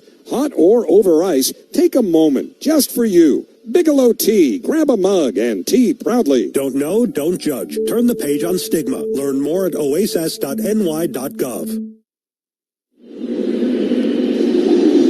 Well, we go to the last of the fifth inning. The Mets lead the Marlins 2-0. Clay Holmes to face Griffin Conine, left-hand batter. And the first pitch swung on and missed a sweeper, 0-1. Well, Holmes has been absolutely brilliant, needing just 43 pitches to get through the first 4 innings, allowing 1 hit and 1 walk. That's been it. It's 2-0 New York. And the 0-1 swung on and missed a changeup, and it's 0-2. And consider that this is the penultimate game of the regular season, and the Mets are playing the Marlins with a whole lot at stake for the Mets. Well, this is not uncharted territory by any stretch. The 0-2 to Conine outside and off the glove of Alvarez. It goes to the backstop, 1-2. You'll remember, I'm sure, if you're old enough, how the Marlins knocked the Mets out of postseason contention on the final day of the 07 and the 08 season. But it was that next to last day, the penultimate day, the 1-2 swung out and missed. Strike 3, got him with a sweeper. 1 man away, second strikeout for Holmes. They have this penultimate game thing down pat, with 2 of the most brilliant clutch pitching performances in Mets history having taken place against the Marlins in the next to last games of those regular seasons. Back in 2007, the 29th of July, or 29th of September, and here's the first pitch to Otto Lopez. That's a called strike, 0-1. Well, the Mets got a 1-hit shutout from John Maine, who was threatening to throw the Mets' first ever no-hitter. They defeated the Marlins 13-0. The 0-1 to Lopez, taken down and in, 1-1. The only hit was a squib hit, an infield single by Paul Hoover of the Marlins, who I believe was a catcher by trade. Did not have a very lengthy major league career, but that's the guy that ruined the no-hit bid. The 1-1, chopped foul, straight down at home plate, 1-2. And that was when the Mets were essentially putting the finishing touches on blowing that 7-game lead with 17 to go. Well, they entered that next day, tied for the league, or the division lead, with the Philadelphia Phillies, but Tom Glavine gave up 7 runs in the first inning, and basically that was the end of 2007 for the Mets. But John Maine was brilliant the day before. 1-2 to Lopez, hit high in the air to left field. Nimmo back a few steps, now to his left, makes the one-hand catch. 2 men away. And then the next year, and this is the exact anniversary, September 27th in 2008, Johan Santana, pitching on a torn meniscus, pitched a complete game, 3-hit shutout as the Mets beat the Marlins 2-0. That kept their wild card hopes alive. They would be dashed the next day when the Marlins beat them again and the Brewers won. So here's Graham Pauley, swings and misses, had a first pitch sinker, 0-1. And I'll tell you what, right now, and admittedly it's still halfway through this game, but hey, Clay Holmes, he owes nothing to Maine or Santana and gives nothing for what they did those days, because he's matching them for the most part. Again, a 1-hit shutout to this point, 1 walk, 2 strikeouts. Mets leading 2-0, and he's only thrown 52 pitches. The 0-1 fastball low, 1-1. He's in the 5th inning here. You'd like to be at about 75 pitches through 5. So merrily he rolls along, and the Mets are happy to take the ride with him. 1-1. Now the pitch, and that fastball is outside and low. 2-1, and so it's been a pretty briskly paced game. Brought to you by Optimum Fiber. Don't take slow for an answer. Mets have 3 hits. The Marlins 1. 2-1. Now the pitch. That's downstairs. 3-1 with Heriberto Hernandez waiting on deck.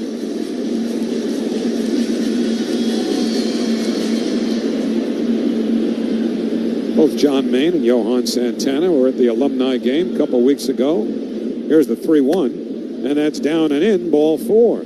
So Holmes allows his second walk, and that'll bring up Hernandez, the number 9 hitter, who has 10 home runs on the year. Francisco Lindor has been nominated for the 2025 Roberto Clemente Award presented by Capital One. Fans can vote to recognize who best represents the game through positive contributions on and off the field. Vote today at MLBtogether.com/Clemente Award. So here's Hernandez. First pitch is a breaking ball in for a called strike, 0-1. Ronnie Mauricio at third, just a stride or so off the line and behind the bag. Outfield straight away against Hernandez. 0-1 pitch, breaks high and tight. Hernandez ducks out of the way, and it's 1 ball and 1 strike with Francisco or Xavier Edwards, pardon me. This is game 161, is it not? Edwards is on deck. What was I saying about synapses? Now the 1-1 pitch, taken low outside, 2-1. All the while, the runner at first, Graham Pauley, was bouncing around, dashing several feet down the line. The Mets did not appear particularly engaged with him. Of course, last night in the 5th inning, here's the 2-1 on the way now to up first to throw to first, and diving back in is Pauley. But, last night, Gregory Soto absolutely ignored the base runner first at first base. That was Ramirez, allowing him to steal second and then third as the Marlins were putting up that big inning. 2-1 pitch, swing on a chopper foul down the third base line past Coach Blake Lally, and it's 2-2. Now, this is the very end of the second time through, usually going into the third time with the top of the order looming on deck. Somebody would be up, especially in a close game, but the Mets are letting Holmes go and go here. If you get this guy out, you don't even have to see the third time through. This is the 9-man finishing up turn number 2. Saw Holmes from the third base side of the rubber, deals 2-2. Swing on a high fly ball, hooking foul towards the stands. Mauricio over with Lindor, and although Mauricio reached, the ball fell along the netting and caroms back onto the field. Will Mauricio returns it as a souvenir. Foul ball, and it remains 2 balls and 2 strikes on Hernandez.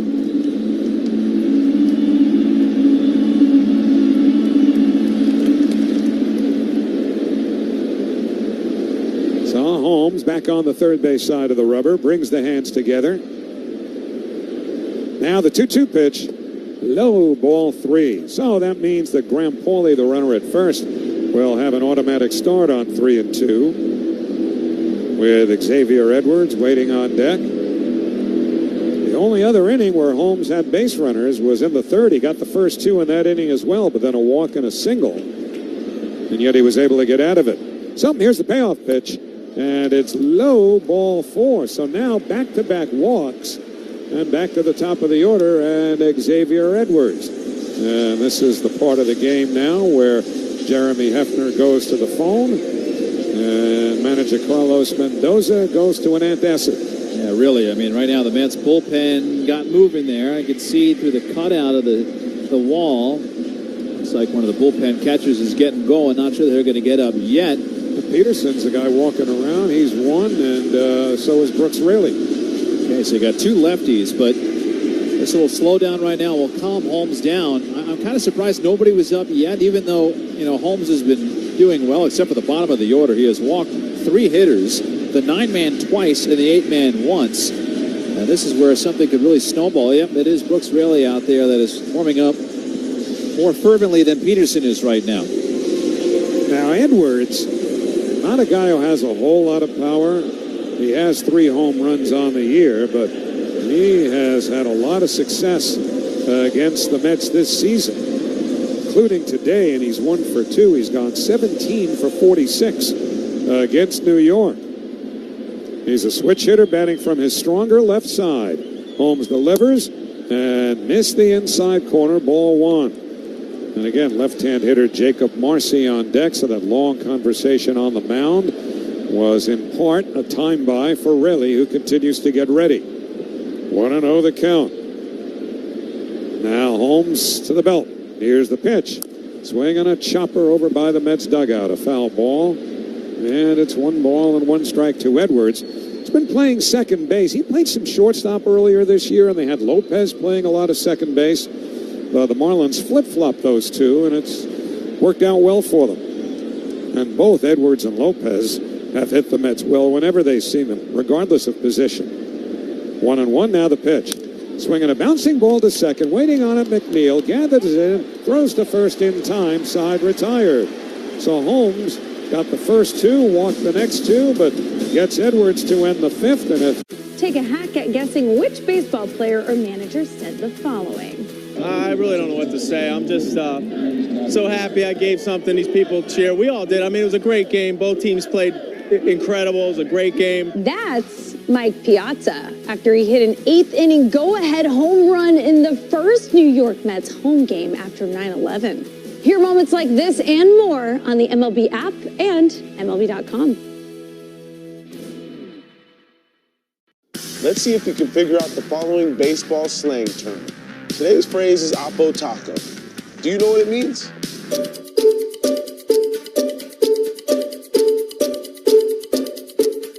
Oppo Taco, a home run hit to the opposite field.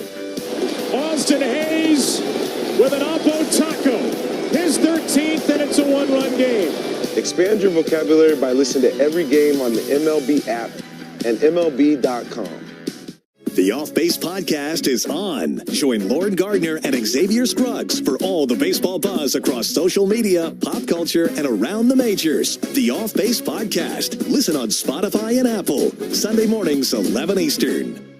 Join your favorite on-air personalities for unique perspectives, in-depth interviews, and untold stories from around the league. The MLB Network Podcast, presented by the all-star lineup of Chevy trucks. Listen on Spotify and Apple. Sunday mornings, 11:30 Eastern.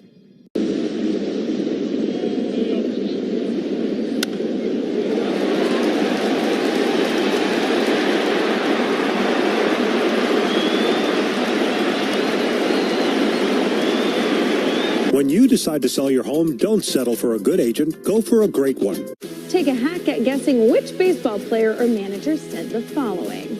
I really don't know what to say. I'm just so happy I gave something these people cheer. We all did. I mean, it was a great game. Both teams played.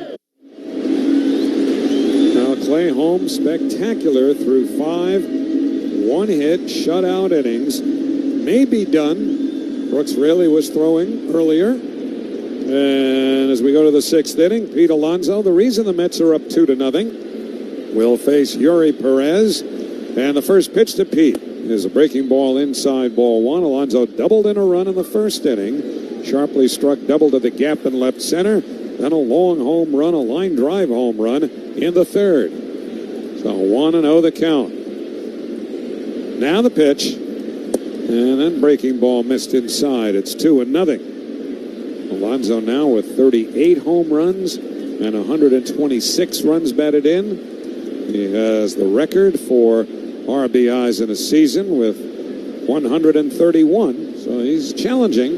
Here's the 2-0. That's inside. Ball 3, missing with a slider.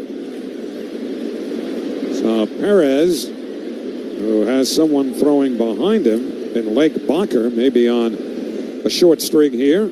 The 3-0 taken down the middle, a called strike. It's 3-1 to Alonso. I'll tell you one thing, it's nice to see people in this ballpark this weekend.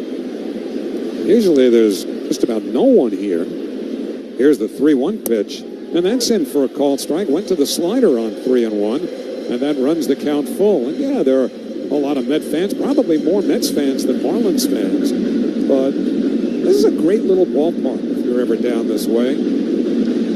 3-2 the count. Now the pitch, and it's inside ball 4. So he went to the sweeper on 3-2 and missed, and it'll bring up Brandon Nimmo.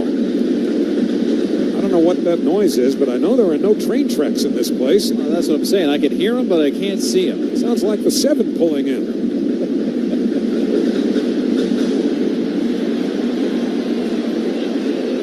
Well, here's Nimmo. 3rd walk allowed by Perez. And time called. Now the pitch clock starts running again. Nimmo singled in the 1st, stole a base, and struck out in the 3rd. Norby's really tightened up at 3rd. Pitch to Nimmo. Check swing, breaking ball, down and in, ball 1. Blake Bacher, the right-hander, continues to throw. Starling Marte, a right-hand batter, is on deck. Nimmo, a left-hand hitter here. Alonso measures a medium-sized lead at best off of first. A balk's been called, though. A balk. Alonso, I think, pointed that out. Alonso's the first one I saw point. And Perez, he's shaking his head. I think he knows he did something wrong. A little flinch, maybe. And I think they're just trying to get on the same page with Liam Hicks, the catcher. Oh, yeah. He tried to his right arm is dangling behind him. He went to put the ball in the glove, went up, went down. He can't do that. Can't move like that. So it's 1-0 to Nimmo, left-hand batter. Now the pitch. And that snaps down and in, a slider, 2-0. And Yuri Perez, who's been fragile at times in this game when things haven't gone well for him, particularly in the first inning, he might be just about done here. Blake Bacher is ready in the bullpen. Alonso leading from second, nobody out, sixth inning, 2-0 New York. Here's the 2-0 pitch, and a breaking ball in for a called strike. It's 2-1. It sounds almost like an amplified version of those thunder sticks that came to national recognition way back in the 2002 World Series between the Angels and the Giants. Out in Anaheim, they were banging those things all game. 2-1 the count. Now the pitch. Breaking ball, foul back behind the plate, a little dribbler, and it's 2-2. And you also hear that kind of incessant noise when they have the WBC games played here. In fact, if you've ever been able to watch a game either in person or on TV from Japan, they're making a ruckus the entire game there. 2-2 to Nimmo. Now the pitch. Fastball inside, 3-2. And with that, usually there's a horde of fans that are cheering or chanting with something.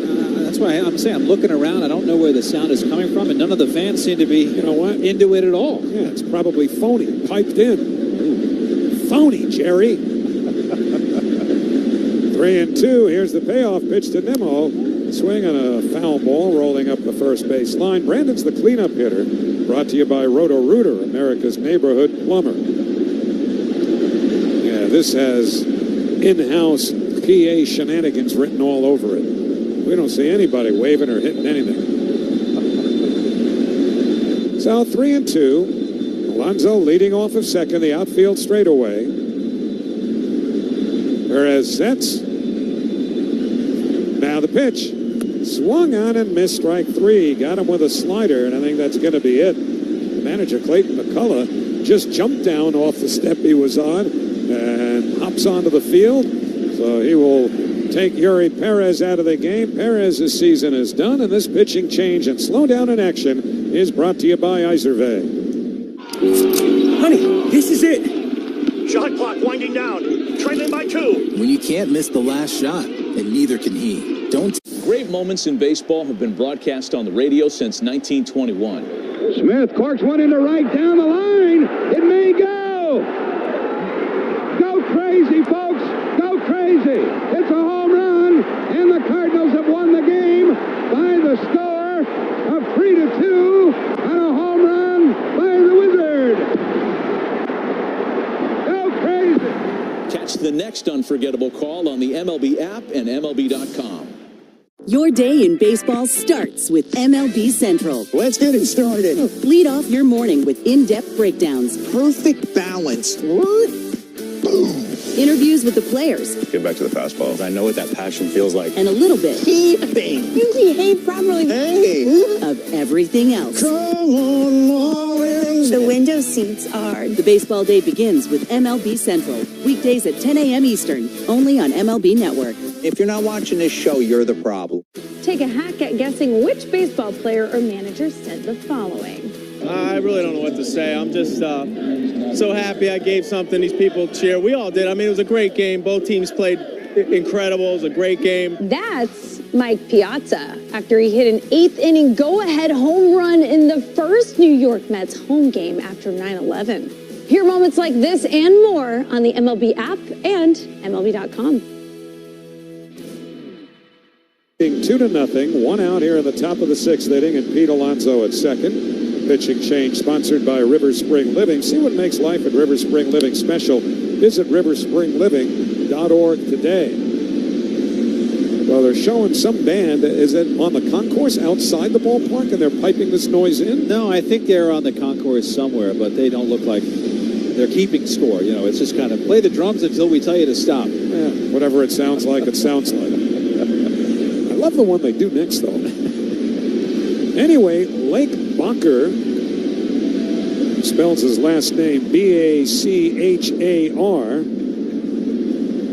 were called a few months ago facing Starling Marte in the first pitch in for a called strike. This guy they picked up on waivers late last season from San Diego. They called him back up on the 11th of June, and he's been pretty good, very good since then. 0-1 the count. Checks Alonso at second. The pitch to Marte is low outside, backhanded by the catcher Hicks, and it's 1-1. Mentioned he spells his name B-A-C-H-A-R, but pronounces it Bacher, and there's such a temptation for me to call him Bacar, because one of the nicest men in this business had that last name. Here's the 1-1 on the way to Marte. Bouncing ball to third. Big hop for Norby. A fair ball right along the line. He throws out Marte, holding Alonso at second. And there are 2 men away. There was a gentleman who worked at the Madison Square Garden Network for years named John Bacar, who had a lot of various responsibilities having to do with assignments and such. So whenever we had games to do in certain places that we might not have originally been scheduled to do, we'd speak to John about it. Just one of the nicest men I've ever come across in this business. He pronounced it right. This guy pronounces it wrong. Here's McNeil. He takes down an in, ball 1. Scoreboard update brought to you by the New York Lottery. Play the new scratch-off games for your chance to win. Gambling problem? Call 1-877-8-HOPE-NY. Detroit leading Boston 2-1. Bottom of the 5th inning. McNeil 0 for 2. Alonso leading from second. The 1-0 pitch. Line to right field. That's going to be a base hit, and it'll score a run. The ball rolls to the wall. Alonso rounds third, comes home to score. McNeil pulls into second standing. He has a double and a run batted in. The Mets are leading by a score of 3-0. Remember, it was Jeff who took strike 3 on a pitch that he thought was down in the first inning, which ended the inning and stranded second and third, where the Mets could have added on. This is a big swing here with 2 outs and a man in scoring position. The Mets couldn't get Nimmo to bring him in or Marte to bring him in. McNeil, though, does the job. So 3-0 New York, as the Mets do something they couldn't do last night, and that's tack on. Remember, the Mets' last hit came leading off the 3rd inning last night. So here's Alvarez. First pitch, big swing and a foul back to the screen. It's 0-1. Tigers and Guardians are tied for the American League Central lead. Cleveland plays at home tonight against Texas. Cubs defeated the Cardinals 7-3, so that clinches home field for the Cubs against the Padres in the wild card round. 0-1 to Alvarez. Now the pitch. Breaking ball line softly to right, but in comes Conine. He makes the catch, and that retires the side. Mets add a run on a hit. No errors, 1 left. Middle of the 6th. Every game night is a chance to go big with MLB Big Inning. Turn on baseball's only nightly show that brings you the biggest plays of the night, live and commercial-free. Strikes him out. No one stacks more clutch plays into one live show with up to 4 games on a single screen. Out of here! He is on fire. It's a walk-off winner. Change up game night with baseball's biggest game changer, MLB Big Inning, presented by Best Western. Every night, all season long on MLB.tv. Take a hack at guessing which baseball player or manager said the following. I really don't know what to say. I'm just so happy I gave something these people cheer. We all did. I mean, it was a great game. Both teams played incredible. It was a great game. That's Mike Piazza after he hit an 8th inning go-ahead home run in the first New York Mets home game after 9/11. Hear moments like this and more on the MLB app and MLB.com. Let's see if we can figure out the following baseball slang term. Today's phrase is Oppo Taco. Do you know what it means?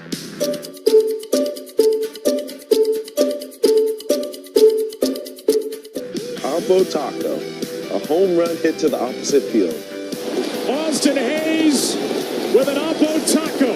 His 13th, and it's a 1-run game. Expand your vocabulary by listening to every game on the MLB app and MLB.com.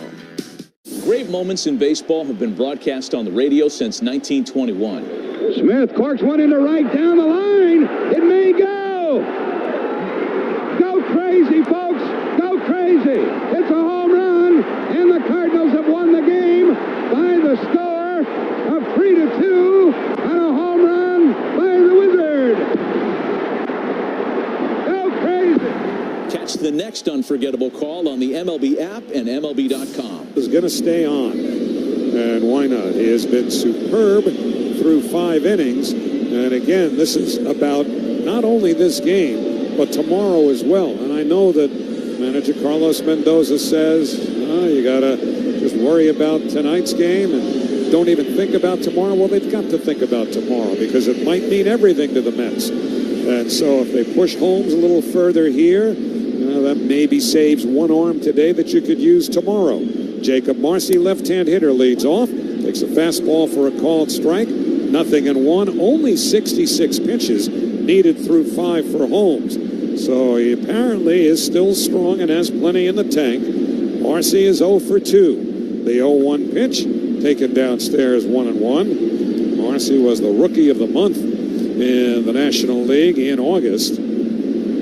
They got from San Diego in the Luis Ariz deal. Norby and Hicks to follow here in the 6th inning. Pitch and a bouncing ball right side. To his right is Alonso. Leads Holmes to the bag in time.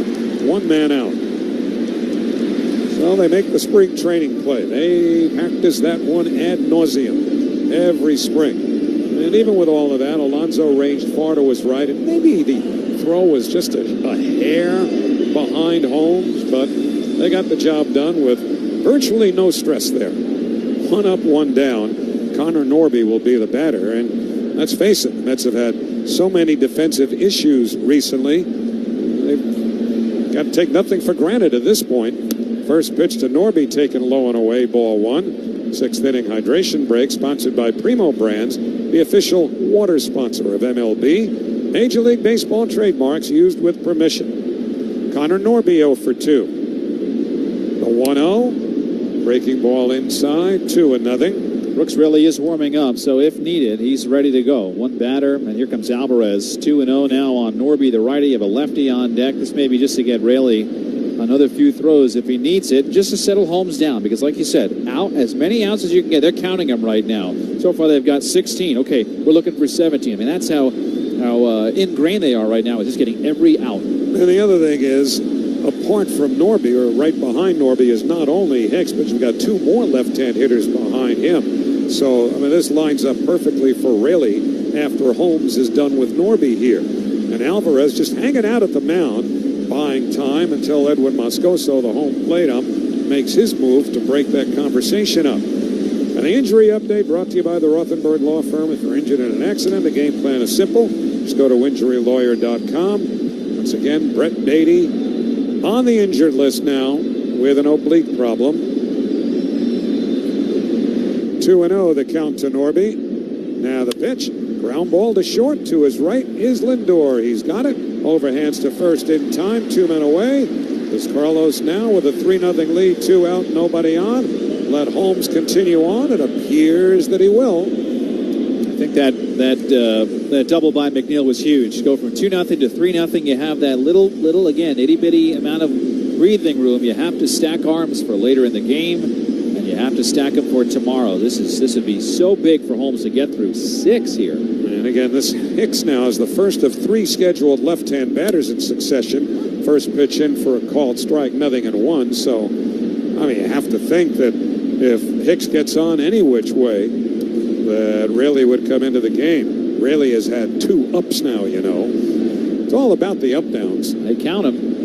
You bet they count them. Sometimes that will determine if they're unsure about a pitcher going in, about that pitcher's availability.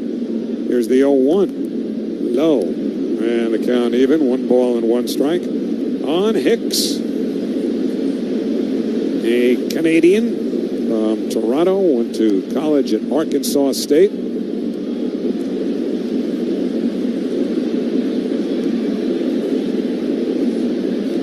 Holmes now 74 pitches, way below average for 6 innings. He's got 2 out, nobody on. The 1-1. In for a called strike, a sweeper. And it's 1-2. So Clay Holmes wipes a little sweat off of his forehead.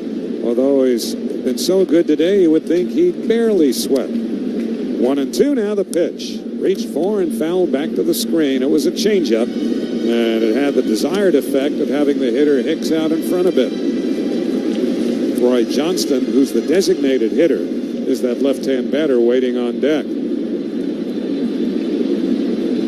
So Holmes in his final outing of the regular season, pitching a gem here on a day when the Mets have desperately needed it. 1-2 to Hicks. Here's the pitch. Low outside with a changeup, 2 balls and 2 strikes.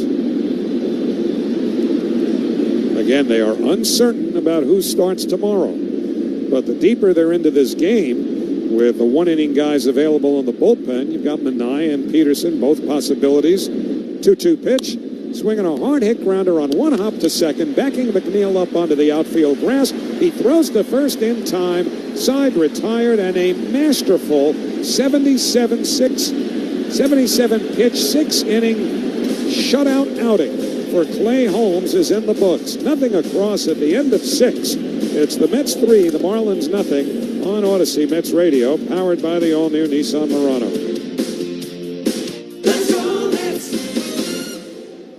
This year's senior class, adults 65 and older, is booked and busy. Class reunions, homecomings, baseball games, and they're coming prepared with mNEXSpike COVID-19 vaccine, mRNA, from Moderna, because the CDC says older adults face the highest risk of severe illness from COVID. mNEXSpike is a COVID-19 vaccine for people 65 and older and for 12 to 64-year-olds at high risk for severe COVID. You shouldn't get mNEXSpike if you've had an allergic reaction to a previous Moderna COVID-19 vaccine. Rare cases of inflammation of the heart muscle and outer lining have been reported. The most common side effects are injection site pain, tiredness, headache, muscle and joint pain, chills, nausea or vomiting, swelling or soreness under the arm. mNEXSpike may not protect everyone. It's not too late to protect yourself. mNEXSpike from Moderna, here for the senior class. Visit mnexspike.com to find a vaccine near you. That's mnexspike.com. Moderna, official sponsor of Mets Radio. Honey, this is it. Shot clock winding down. Let's see if you can figure out the following baseball slang term. Today's phrase is Oppo Taco. Do you know what it means?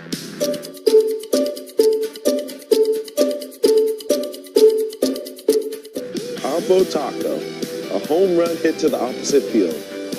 Austin Hayes with an Oppo Taco. His 13th, and it's a 1-run game. Expand your vocabulary by listening to every game on the MLB app and MLB.com. Take a hack at guessing which baseball player or manager said the following.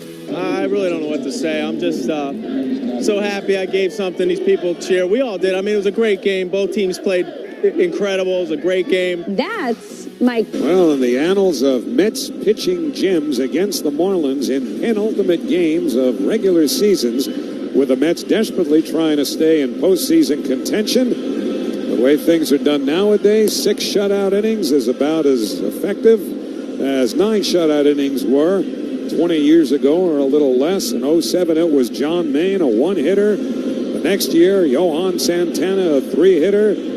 Today, Clay Holmes, absolutely brilliant, allowing 1 hit over 6 shutout innings. And the Mets take a 3-0 lead into the 7th inning against a new pitcher, Michael Peterson, for the Marlins. Keith? Yeah, Peterson, the righty, facing Mauricio Taylor and Lindor, 8, 9, and 1. So first, Ronnie, switch hitter, batting left.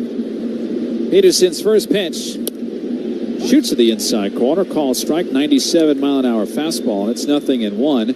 Peterson is from Middlesex, England, 31 years old, turned 31 back in May. Second season in the major leagues. Pitching with his 3rd team. The set and the pitch. Down and in over Mauricio's yellow cleats. That's 1 ball and 1 strike. Ronnie has struck out twice today. Mets have scored 3 runs on 4 hits. And really, it's been, the Pete Alonso show. The double to bring in a run, solo homer, and then a walk, and he scored that 3rd run. 1-1. Missed inside a cutter. That's 2 balls and 1 strike. Alonso walked in that 6th inning, moved to second on a ball. And then 2 batters later, Jeff McNeil with a big hit to make it 3-0. It was an RBI double to right field. The Mets can tack on here. It would be so big with 9 outs to get from their bullpen. 2-1. Swing and a miss. High fastball. 2-2 on Mauricio. Now is the perfect time to get a Peerless Boiler. Don't wait. Go to peerlessboilers.com for more information and an installer near you. Remember, Peerless Boilers, the world's best built boilers. 2 strikeouts again for Mauricio. And time called as Michael Peterson was coming set.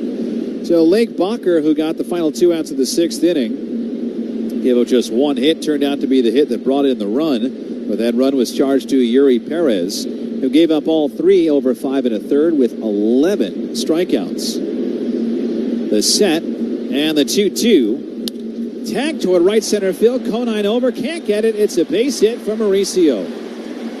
He handles velocity so well and handled 98 at the very top of the zone there, ripping it into right. So that's a leadoff single for Mauricio, who certainly has some shoes to fill defensively with the absence of Brett Beatty, but gets on to start the 7th inning with Tyrone Taylor coming up. And this is a spot where the Mets can play the matchup if they want to offensively with some pinch hitters, but with Tyrone Taylor, they're not going to shake him at all. They need to keep his glove in center with the lead. So right on right, pitch to Taylor, shows bunt, pulls back, takes low, a throw to first. Well, Mauricio back in standing. The Hicks throw to Pauly was a little bit wide. Pauly had to jump to his right to stop it from going down the right field line. 1-0 on Taylor with the third baseman Connor Norby playing in and about a stride and a half off the third baseline. He has a foot on that infield turf. Creeping in. Peterson set. The 1-0. Taylor shows bunt, pushes it toward first, grabbed there by Pauly. He spins, looks, but now steps on first just in time as Taylor was sprinting by. So Taylor is out, and Mauricio gets to second base on the sac fly, the sacrifice bunt, I should say. That goes 1-3. As Pauly went over to step on first, he did so watching Mauricio go to second. So his back was to the baseline between home and first. And Taylor flew down that line. In fact, it was so close that the Mets may have wanted to look at a challenge there, but Taylor's out. Here's Lindor with a man at second. 3-0 Mets. Pitch. Lifted to center field, pretty deep. Long run over from Marcy toward the track. Makes the catch in deep center. Spins and fires in, and Mauricio goes back to second. Lindor crushed that ball to the warning track in center, just to the left of straightaway center. Marcy made the catch some 390 feet away and fires in. And here comes Clayton McCullough. He's going to go to his bullpen as Juan Soto is coming up. So lefty coming in, 3-0 Mets. Big run at second. Peterson, Michael Peterson, done after 2. Call to the bullpen brought to you by the New York Lottery. Get out there and play the newest scratch-off games for a chance to win. Thank you for calling Spectrum. My name is Angie, and I'm in Orlando, Florida. Let's see if you can figure out the following baseball slang term. Today's phrase is Oppo Taco. Do you know what it means?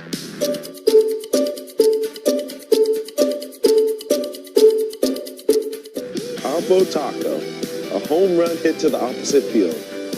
Austin Hayes with an Oppo Taco. His 13th, and it's a 1-run game. Expand your vocabulary by listening to every game on the MLB app and MLB.com. Great moments in baseball have been broadcast on the radio since 1921. Smith corks one into right down the line. It may go. Go crazy, folks. Go crazy. It's a home run, and the Cardinals have won the game by the score of 3-2 on a home run by the Wizard. Go crazy. Catch the next unforgettable call on the MLB app and MLB.com. Your day in baseball starts with MLB Central. Let's get it started. Lead off your morning with in-depth breakdowns. Perfect balance. Boom.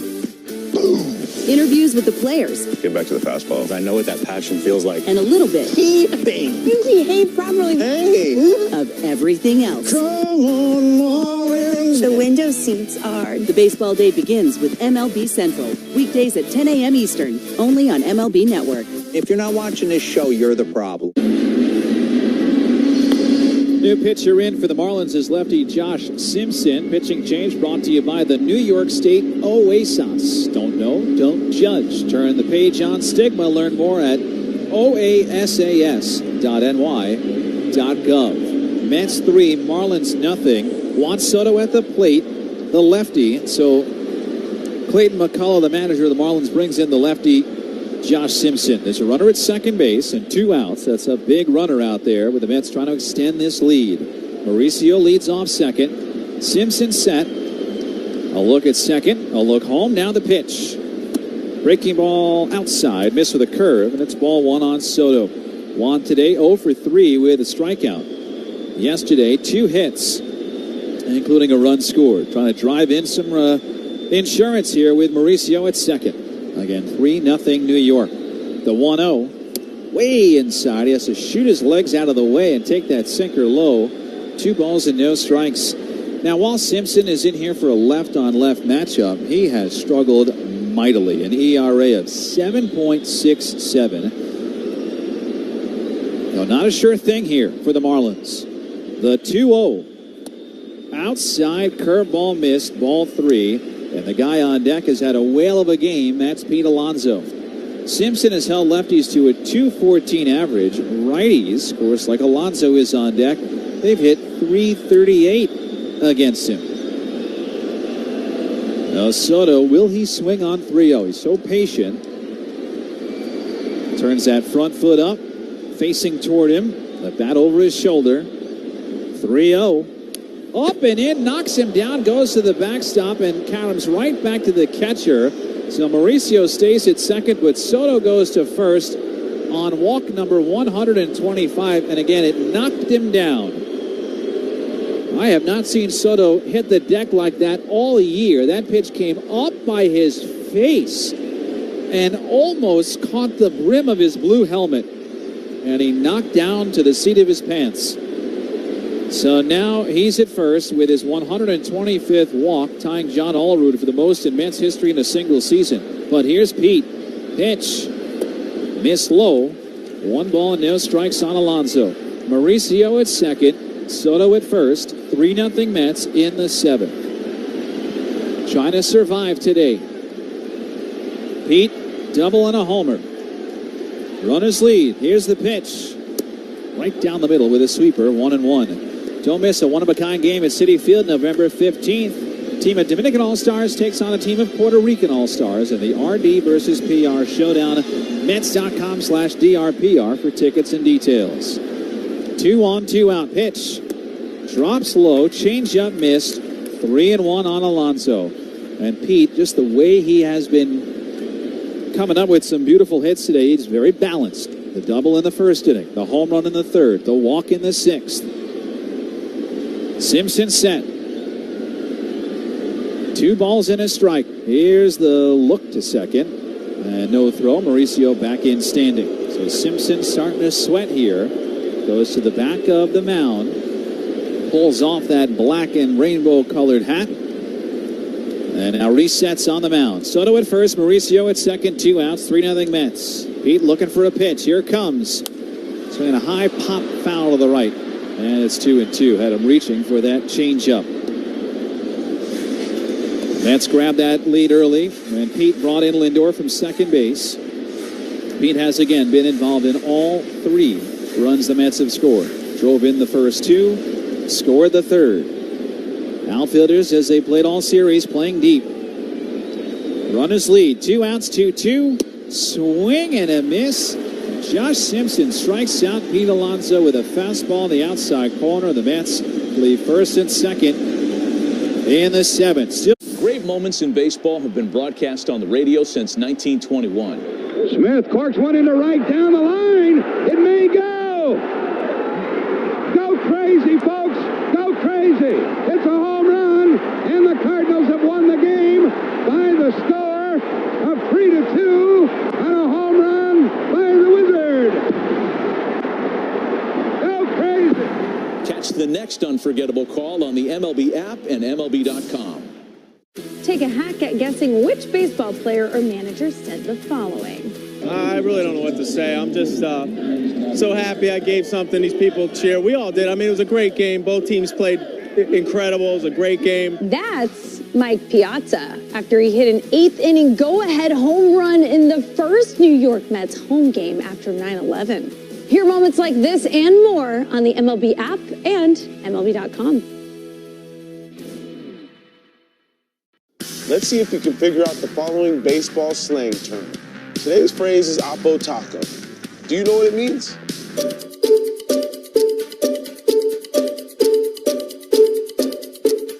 Oppo Taco, a home run hit to the opposite field. Austin Hayes with an Oppo Taco. His 13th, and it's a one-run game. Expand your vocabulary by listening to every game on the MLB app and MLB.com. All the big hits. At the wall, gone! No doubt about it! All the great grabs. Oh, wow! You gotta be kidding me! What a cane bottom! And all the swagger. And he does it in grand fashion! Relive the day's biggest plays all in one lightning-fast hour. Oh, my goodness! What a show! You better believe it! Quick Pitch. Late nights and early mornings only on MLB Network. 0.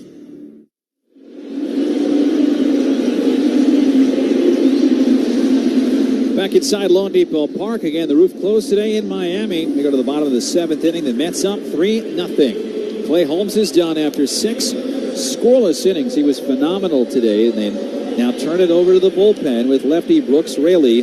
Mets need 9 outs to defeat the Marlins and stay alive today with the Reds playing later tonight. So Raley in there. He'll see a pinch hitter with Augustine Ramirez. A big righty with a lot of power. First pitch from Raley. In for a strike, a sweeper. And it's 0-1. Ramirez batting for the lefty, Troy Johnson. This is a little string of lefties here that I'm sure Clayton McCullough will make a lot of moves in this inning with Raley on the mound. 0-1. Missed away, 1 ball and 1 strike. In fact, the guy on deck supposed to be lefty Griffin Conine, but it is big righty Eric Wagaman. Mets by 3 in the 7th.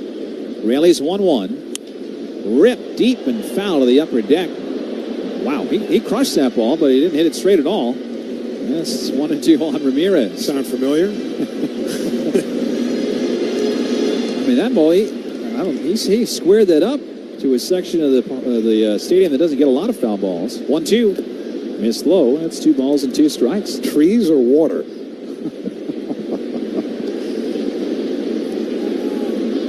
Mets up by 3. Marlins have been held to 1 hit. That was against Clay Holmes, who walked 3, but did not allow anybody to score over 6 scoreless. 2-2. Fouled into the mid. He struck him out. Raley retires the righty pinch hitter Augustine Ramirez on a sweeper, and there's 1 away. And here is another, again, pinch hitter Eric Wagaman, who will bat for Griffin Conine. Otto Lopez is on deck. He's a righty, and who's on deck is brought to you by TimberTech Decking and Railing. Everything wood should be. Visit TimberTech.com. So Raley gets his first man. Wagaman has run into 9 home runs this year, batting right. First pitch, pumped a little bit low. That looked like a close pitch. Raley's even pointing to wonder where that one missed. A little bit outside on a sinker. Ball 1. Wagaman batting for Conine, who was 0 for 2. Pitch. Clips the inside corner, a sweeper, and it's 1 ball and 1 strike. The only Marlins hit is an Xavier Edwards single in the 3rd inning. He got on, moved a runner over, but next batter was retired. They have been stress-free innings to this point for the Mets today. The 1-1. Missed outside. Change-up, and it's 2 balls and a strike. And Raley has been good. This is one of the few times lately that he's gotten a clean inning, full inning. He's usually been mid-inning with men on base, getting a lefty out kind of assignments. 2-1. Fouled back, and it's 2 balls and 2 strikes. Raley has pitched to a 2.25 earned run average and has been huge. In a season where the Mets very early on lost a key part of the bullpen, A.J. Minter, Raley, a late addition to the roster, has been big. 2-2. Hit high to left. Nimmo moving back toward the track. Stops in front of the wall and makes the catch. Wagaman just missed it. Raley gets the deep fly out. 2 away in the 7th inning. Awfully close, but an out. Now, what's crazy, saw this little note today. Remember yesterday, Connor Norby hit the home run off of Soto.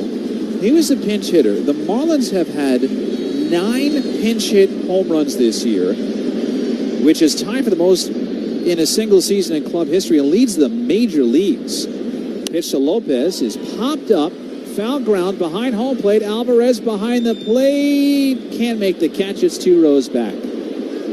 Awfully close there, but strike 1 on Lopez. So when Clayton McCullough has pressed the right buttons, they've really been the right buttons, but so far really pressing back. 2 outs, bottom 7. Take a look at some scores brought to you by Food Bazaar Supermarket. Shop local, eat global. Well, the race for the AL East for the Yankees and the Blue Jays will extend another day. Yankees 1, Blue Jays 1. Yanks over Baltimore 6-1. Toronto over Tampa 5-1. The Reds play Milwaukee coming up in about an hour. 7:15 first pitch in Wisconsin. Mets up 3-0. 2 outs, bases clear. 0-1 to Lopez. In for a strike, 0-2. Andrew Abbott will start for the Reds. Robert Gasser, rookie, going for Milwaukee. Now the Brewers again are playing for something too. They can clinch the top seed in the NL with a win or a Philadelphia loss. Phillies are playing Minnesota, just getting started in the first inning. 0-2. Crack to right field. Soto drifting back toward the track. Backpedaling, makes the catch. Inning over. Brooks Raley getting in and out in 3 batters. Let's see if we can figure out the following baseball slang term. Today's phrase is Oppo Taco. Do you know what it means?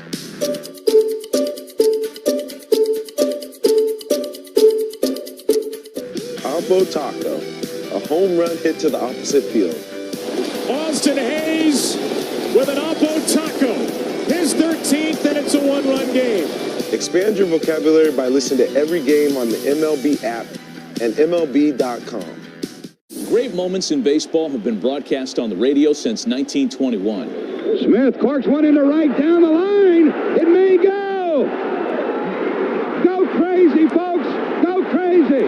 It's a home run, and the Cardinals have won the game by the score of 3-2 on a home run by the Wizard.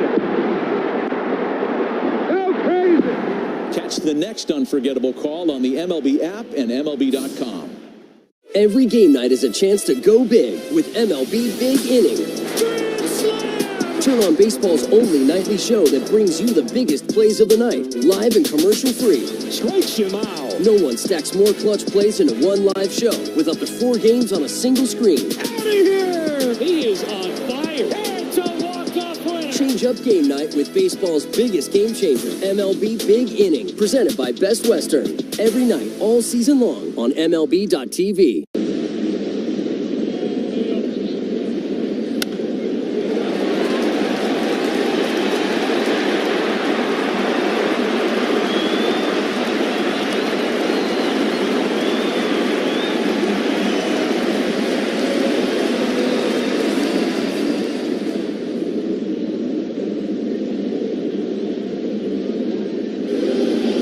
We go to the 8th inning at Lone Depot Park. The Mets 3, the Marlins nothing. Josh Simpson will stay on for the Marlins, Howie. Well, for now, thank you. He's going to face Brandon Nimmo, a left-hand batter to lead off, so it's left on left, and the first pitch taken outside. 1 ball and no strikes. George Soriano, a right-hander, is throwing in the Miami bullpen now. You've got Marte on deck, who's right-handed, and then left-hand hitting Jeff McNeil with the Mets up 3 beginning the 8th. And the 1-0 to Nimmo on the way. Fastball over the inside corner. 1 ball and 1 strike. You know, as you project ahead, if it were to stay a 3-run lead, then there's no question if it were to move to the 9th inning in the same situation that Edwin Diaz would pitch. But here's the 1-1 now on the way to Nimmo, and it's taken low, ball 2. From the Mets' perspective, it would be wonderful if they could spread this lead out by 2-3 more runs. You got Tyler Rogers throwing in the bullpen now for the 8th inning. 2-1 the count to Nimmo. Now the pitch. Swinging a foul. Third base side out of play. That settles at the back of the field level seats, and it's 2-2. The best case scenario for the Mets for the next half hour or so would be to somehow get to a point with a lead big enough to keep Diaz out of this. So then, if you need him tomorrow, you can go to him perhaps for 2 full innings and shorten that bullpen and perhaps shorten the game if the Mets desperately need it. 2-2. Now the pitch. Swing on a liner down the left field line, slicing foul and out of play. Nemo is batting in the meat of the order, presented by the Chef IQ Sense, a cooking thermometer that pairs with your phone and ensures you never cook or overcook or even undercook your chicken, fish, or meat again. Buy one at chefiq.com. 2-2 to Nemo. Simpson deals. Swing and a miss, strike 3. Got him with a sweeper at 84 miles an hour, so 1 away. And that'll bring up the right-hand hitting Starling Marte. So Simpson walked the first man he faced in the 7th. That was Soto. Struck out Alonso to end that inning. And now he strikes out Nimmo to begin the 8th. And that's the 3rd time Nimmo was punched out.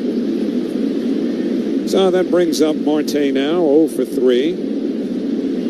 And the first pitch, swung on and missed, 0-1. Of course, even if Diaz gets into this game in the 9th inning, he will be extremely available tomorrow. There's nothing to save him for. Should the Mets desperately need the game or need it otherwise, they probably will. 0-1 the count. Now the pitch, fouled back to the screen. It's 0-2 to Marte, because if the Mets hold on and win here, even if the Reds were to lose tonight, tomorrow the Mets could still be caught by the Reds if the Marlins were to win here and the Reds would win in Milwaukee. So tomorrow's game is going to mean plenty.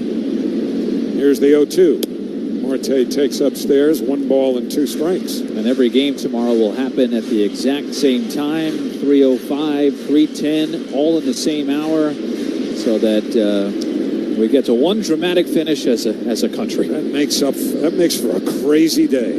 Here's the 1-2. Marte lifts it in the air, right field side, twisting foul and into the seats out of play. This copyrighted broadcast is presented by authority of the New York Mets, may not be reproduced or retransmitted in any form, and the accounts and descriptions of this game may not be disseminated without the express written consent of the New York Mets. There was a year when everything seemed to happen at once on the last night of the year. 1-2 to Marte, hit in the air to straightaway center, right at Marcy. And he makes the catch. 2 men away and Jeff McNeil coming up. I don't remember all of the particulars, but I do remember that in the midst of all that mayhem, Evan Longoria hit a home run to put the Tampa Bay Rays into the postseason, I believe, for the first time in their history. And there were a few other things that were falling into place within 10-15 minutes of each other that night. And right about then is when Major League Baseball actually got something right. They came up with this great idea to do what they're doing tomorrow and have for the last few years. Everybody start the same time on the last day. Here's McNeil, and he fouls the first pitch straight back and out of play, 0-1. It was 2011, my freshman year of college, because I remember my friends, we were all just sitting there falling out of our chairs with all the drama that was happening. Do you remember? Boston was playing in Baltimore. It was a crazy comeback there. Tampa Bay coming back. It was an amazing finish. Tampa Bay, they beat the Yankees, right? Yes. The Rays did that game? 0-1 to McNeil. Now the pitch. And it's outside. He can't hold his swing on appeal to third. McNeil does not quite see it that way. Looks rather disconsolate for the moment as Chris Guccione rings up strike 2, so it's 0-2. Left on left here. McNeil 1 for 3, an RBI double. 0-2 pitch. Reached for and popped foul. Into the seats behind third downstairs. So Tyler Rogers will get Paulie, Hernandez, and Edwards when we go to the bottom of the 8th inning, up at least 3. 0-2 the count. Now the pitch. Swing on a slow roller towards second. Charged by Edwards. He's got it. Shot puts it over to first in time, and that retires the side. So McNeil grounds out. 0 across. Middle of the 8th. That's 3. Marlins 0. Let's see if you can figure out the following baseball slang term. Today's phrase is Apo Taco. Do you know what it means?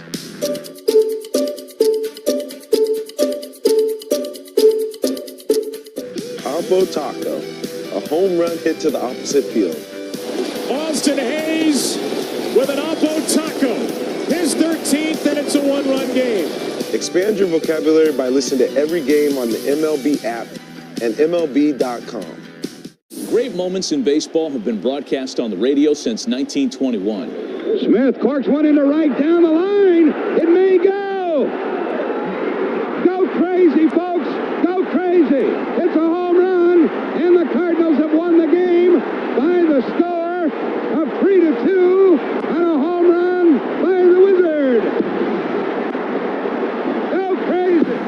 Catch the next unforgettable call on the MLB app and MLB.com. The Off Base Podcast is on. Join Lauren Gardner and Xavier Scruggs for all the baseball buzz across social media, pop culture, and around the majors. The Off Base Podcast. Listen on Spotify and Apple. Sunday mornings, 11 Eastern. Join your favorite on-air personalities for unique perspectives, in-depth interviews, and untold stories from around the league. The MLB Network Podcast, presented by the all-star lineup of Chevy trucks. Listen on Spotify and Apple. Sunday mornings, 11:30 Eastern. Take a hack at guessing which baseball player or manager said the following. I really don't know what to say. I'm just so happy I gave something these people cheer. We all did. I mean, it was a great game. Both teams played incredible. It was a great game. That's Mike Piazza after he hit an 8th inning go-ahead home run in the first New York Mets home game after 9/11. Hear moments like this and more on the MLB app and MLB.com. Still out in front of the Miami Marlins 3-0. Mets will now turn the pitching over to Tyler Rogers, and Luis Angel Acuna comes into play second base as he replaces Jeff McNeil, who just grounded out to end the top of the 8th inning. So the Mets up 3. Rogers in his 80th game of the year to Graham Pauley, and the first pitch slider is in for a called strike, 0-1. Left-hand hitting Pauley is popped to short and walk. Hernandez on deck, and then Edwards here in the bottom of the 8th inning.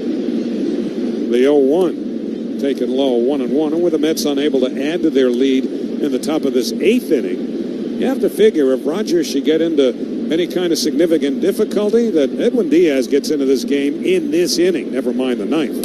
The 1-1 swung on and missed. 1 ball and 2 strikes. You know, again, the ideal scenario would have been for the Mets to add a few runs in the top of the 8th inning and maybe think about not even having to get Edwin up. But I think he's actually up and starting to loosen up already. He is. So it's Diaz for however much you need him today, and Diaz for however much you need him tomorrow. 1-2. Now the pitch to Pauley. Swinging a ground ball up the middle, but Acuna to his right backhands it. Throws to first in time, 1 man away. So Rogers gets the ground ball out. Heriberto Hernandez will be next. Clay Holmes is the thriving player of the game. Thrivewell Infusion, New York's premier infusion and injection center. Schedule your appointment at thrivewellinfusion.com. Certainly the Mets hope this season ends differently than 07 and 08 when the Marlins knocked them out on the final day. But they sure have this next to last game thing down pat as far as the pitching goes. First pitch to Hernandez taken outside for ball 1. Between John Mayne in 07 and Johan Santana in 08. Clay Holmes today. The 1-0 foul back to the screen. 1 ball and 1 strike. That's pretty impressive. And if they can get this from Rogers to Diaz, well, then you've got all kinds of options for tomorrow, with nobody in the bullpen having been taxed today. The 1-1 hit on the ground right side again, backhanded by Acuna. Sets and throws in time, 2 men away. He's in there for defense. He's made a couple of nice, albeit unspectacular plays on the first 2 batters here in the 8th inning. So 2 up, 2 down in the bottom of the 8th. With the Mets up 3-0 and back to the top of the order now, and Xavier Edwards. Edwards grounded to short, single, and grounded to second. Outfield straight away, they're short too. They've shortened up. The first pitch in for a called strike to Edwards, a sinker, and it's 0-1. Mauricio at third, pretty much even with a bag. 0-1 the count. Here's the pitch. Fastball over a called strike. And quickly it's 0-2. Rogers as efficient and effective as his immediate predecessor, Brooks Raley, who got the Marlins 1-2-3 in the 7th. A couple of long fly ball outs against Raley. A couple of ground ball outs here against Rogers. Edwards has taken his time behind in the count 0-2 as he steps back in. Mauricio's dropped back a couple of steps now at third. 0-2 pitch, sails high, a slider, and it's 1-2 on the Marlins second baseman.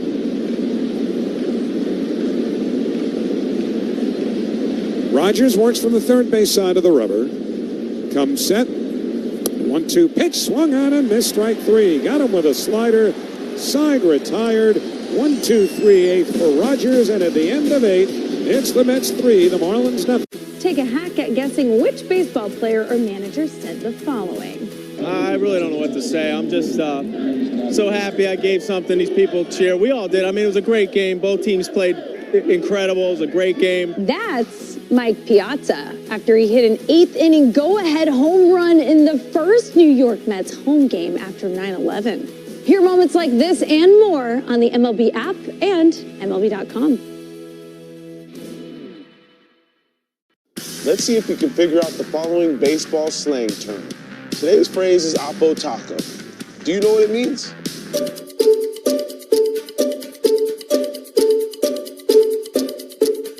Oppo Taco, a home run hit to the opposite field. Austin Hayes with an Oppo Taco. His 13th, and it's a one-run game. Expand your vocabulary.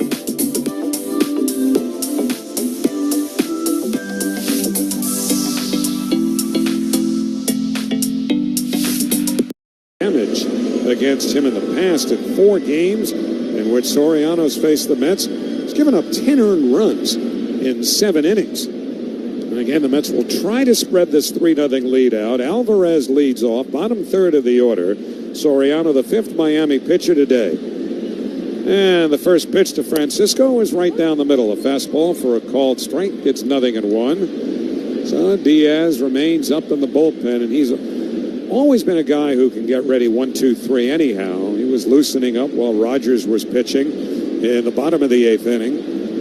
0-1 the count. The pitch, breaking ball, swung on and missed. And the count 0-2. Make sure to stay tuned after the game for the Verizon Mets post-game show. For the latest deals, drop into your local Verizon store. 0-2 to Alvarez. Now the pitch. Swing on a bouncing ball up the first baseline, foul. First baseman Graham Pauley ceding plenty of room on that first baseline with a right-hand batter Alvarez. Pauley was way off the line there. Well, for Carlos Mendoza, there's always going to be a rotisserie-like stomach at this time of year, given the situation. The 0-2 on the way, breaking ball outside, 1-2. But on a day like this, when your pitching is just superb and you get an early lead, it's not a laugher by any stretch of the imagination, but it sure has the midsection a little calmer than it's been in certain recent days. It's been a clean game for the Mets. The 1-2, broken bat looper, shallow center. That's going to fall in for a base hit. The bat head flew all the way out towards third. The baseball, though, lands in center field where it's played back in by Marcy, and Alvarez has a leadoff single here in the 9th inning. Well, think about, again, all of this. The Mets are up 3-0. They've handed it to the bullpen. Rayleigh's done his thing. Rogers has done his thing. Diaz is going to come on and try to do his thing. The reason the Mets are in this spot to begin with is because they weren't doing their thing. We talk about the Marlins have overplayed their talent. The Mets have underplayed it here, obviously, over these last few weeks. Today, they're just playing their game. A few weeks or few months. Mauricio takes inside 1 ball and no strikes. I mean, it's an irrefutable fact that since the Mets were 21 games over 500 in mid-June, since then, in 3.5 months, they've been 17 games under 500. Want to know the count? Now the pitch. Line towards first, foul ball. Boy, that got down there in an absolute hurry. And it is 1 ball and 1 strike. But, you know, you can't just look at the last 3.5 months and expect that, well, there's an aberration. They'll fix it up this weekend and then it's smooth sailing, right? No, I mean, there are issues that have gotten the Mets to where they are. 1-1 to Mauricio. The pitch is a fastball that's low. 2 balls and 1 strike. But, you know, again, and I don't mean this to be arrogant or cocky or certainly not at all disrespectful towards Terry Francona and the Cincinnati Reds, but when you take a look at the talent that's on this Mets club, 2-1 on the way, breaking ball down and in, 3-1. You know, I don't think it's unfair to suggest that, you know, the Reds have only been in this race as long as the Mets have allowed them to be. Because, you know, there were no projections where the Cincinnati Reds would have been considered a threat to the Mets for a wild card spot before this season started. But they are. 3-1 to Mauricio, swung on and missed, 3-2. So it's up to the Mets to get that little bit of separation they need in these next 2 games so they can move on to Los Angeles and go from there. 3-2 to Mauricio. Alvarez a very short lead at first. The pitch is swung on and fouled. A little roller going to the backstop. Well, yeah, Mets have been their own worst enemy. When they got to Cincinnati on that Friday on September the 5th, they had a 5-game lead over the Reds. The Giants were actually closer than the Reds were to the Mets. And the Reds won 2 out of 3. That was the chance for the Mets to put the Reds away. It couldn't do it. And now the Reds are as alive as they've been all year. 3-2 the count to Mauricio. The pitch. Swing and a miss, strike 3. Got him with a fastball. 1 man away and Tyrone Taylor coming up. Well, consider this. Think about that game that Friday night, the opener of this series in Cincinnati, when the Mets appeared to be comfortably ahead going to the 9th inning, or ahead anyway, but then Diaz loaded the bases with nobody out and got out of it. And they lost that game. They might be doing postmortems right about now. Here's Taylor. He lifts the first pitch in the air behind first. This is going to be a tough play along the line. Foul ball, though. It drops just barely foul. Paulie, the first baseman, made the best effort. The second baseman, Edwards, and the right fielder, Conine, were charging in as well. But a good break for the Marlins where that ball fell. And Paulie had his back to the infield, his head looking up, his hat blew off, his hair was blowing there. Alvarez took off. He went from maybe a base hit that'll get first and third to maybe he'll catch it and then double up Alvarez, and it just falls in foul. And when the ball did fall, it kicked up what you might think are pebbles or some other stuff that they put into the synthetic surface that they play on here. The 0-1 on the way. A fastball in for a called strike. 0-2. You know what they are? They are coconut shell shavings. And I had not ever heard of that being used on any of these artificial fields until Pete Alonso told me a few years ago. 0-2 the count. Now the pitch. Swinging a high fly ball to left field pretty deep down the line. It's hooking into the corner. A foul ball off the sidewall. But you might remember, if you've been paying attention since this ballpark opened originally, and for years, they had a natural playing surface in here, but they found it too problematic to keep it in great shape. So they put this artificial surface in, and I believe that was in Pete's rookie year in 2019, maybe the next year. That wouldn't have been the next year because that was the COVID year, and I remember asking him in person. 0-2 to Taylor, line to shallow center. That's a base hit. Alvarez to second. He'll stop there as Marcy comes up with it. Taylor aboard with a single. And with the Mets leading 3-0, they have runners at first and second, one out. And Francisco Lindor coming up with the Mets trying to pad their lead here in the ninth inning. But I thought it was a joke. I thought, I said, Pete, you've been on this surface or played on natural fields before. What's that stuff popping out here? What kind of rubberized things are they? He said, they're not rubber. I said, what are they? He said, coconut shell shavings. I thought he was putting me on. Here's Lindor, hit on the ground, right side, base hit, right center field. Alvarez rounds third. He's coming home. He'll score. Taylor goes to third. And on at first with an RBI single is Francisco Lindor. The Mets are leading by a score of 4-0. And listen to this place, which is not Citi Field, but Lone Depot Park, erupt with Mets fans shooting to their feet, saluting Lindor at first base with a big tack-on run, and not done yet. First and third with one out. Well, may not be Citi Field, but it's Citi Field South. So that will bring up Juan Soto. Give Lindor his 86th run batted in of the year. Runners at the corners. Marlins will play the infield halfway up the middle. Now they move even closer. And Ryan Helsley is warming up next to Diaz. So again, extending that lead helps save Diaz. This is a huge thing, even though Diaz was up. First pitch, taken low, ball one. If the Mets can get another one or two here and they can ask Diaz to sit down, you're just saving pitches for tomorrow. He's going to be available tonight and tomorrow either way. That's not the issue. You want to know the count. Now the pitch, swing and a foul back to the screen. And it's 1-1 because if they don't have to use him today or now tonight, 6:40 Eastern time, if they don't have to use him tonight, and you've got a skinny lead going into the late innings tomorrow, you can bring him in to start the 8th inning. Say, here you go, kid, give me 6 outs. Get us on the plane to L.A. Juan Soto having a quick conversation with home plate ump Edwin Moscoso. 1-1 the count. One out, runners at the corners, infield up, 4-0 Mets. We're in the ninth. Soriano deals, down and in. Soto's got to skip out of the way of that slider. And it's 2-1. Remember last time he was up, ball 4, when ringing up by his face to the backstop, and he got knocked down to the ground. So he's been dancing his way across home plate these past few innings. Again, the Mets are seeing a pitcher in Soriano that they've done a lot of damage against in the past. Soto's been doing damage against just about everyone the last couple of months. 2-1 pitch. He takes a called strike, a changeup.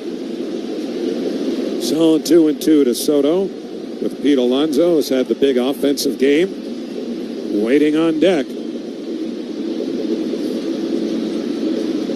Taylor's at third, Lindor at first, both with great speed. 2-2 to Soto. Little bit low, full count.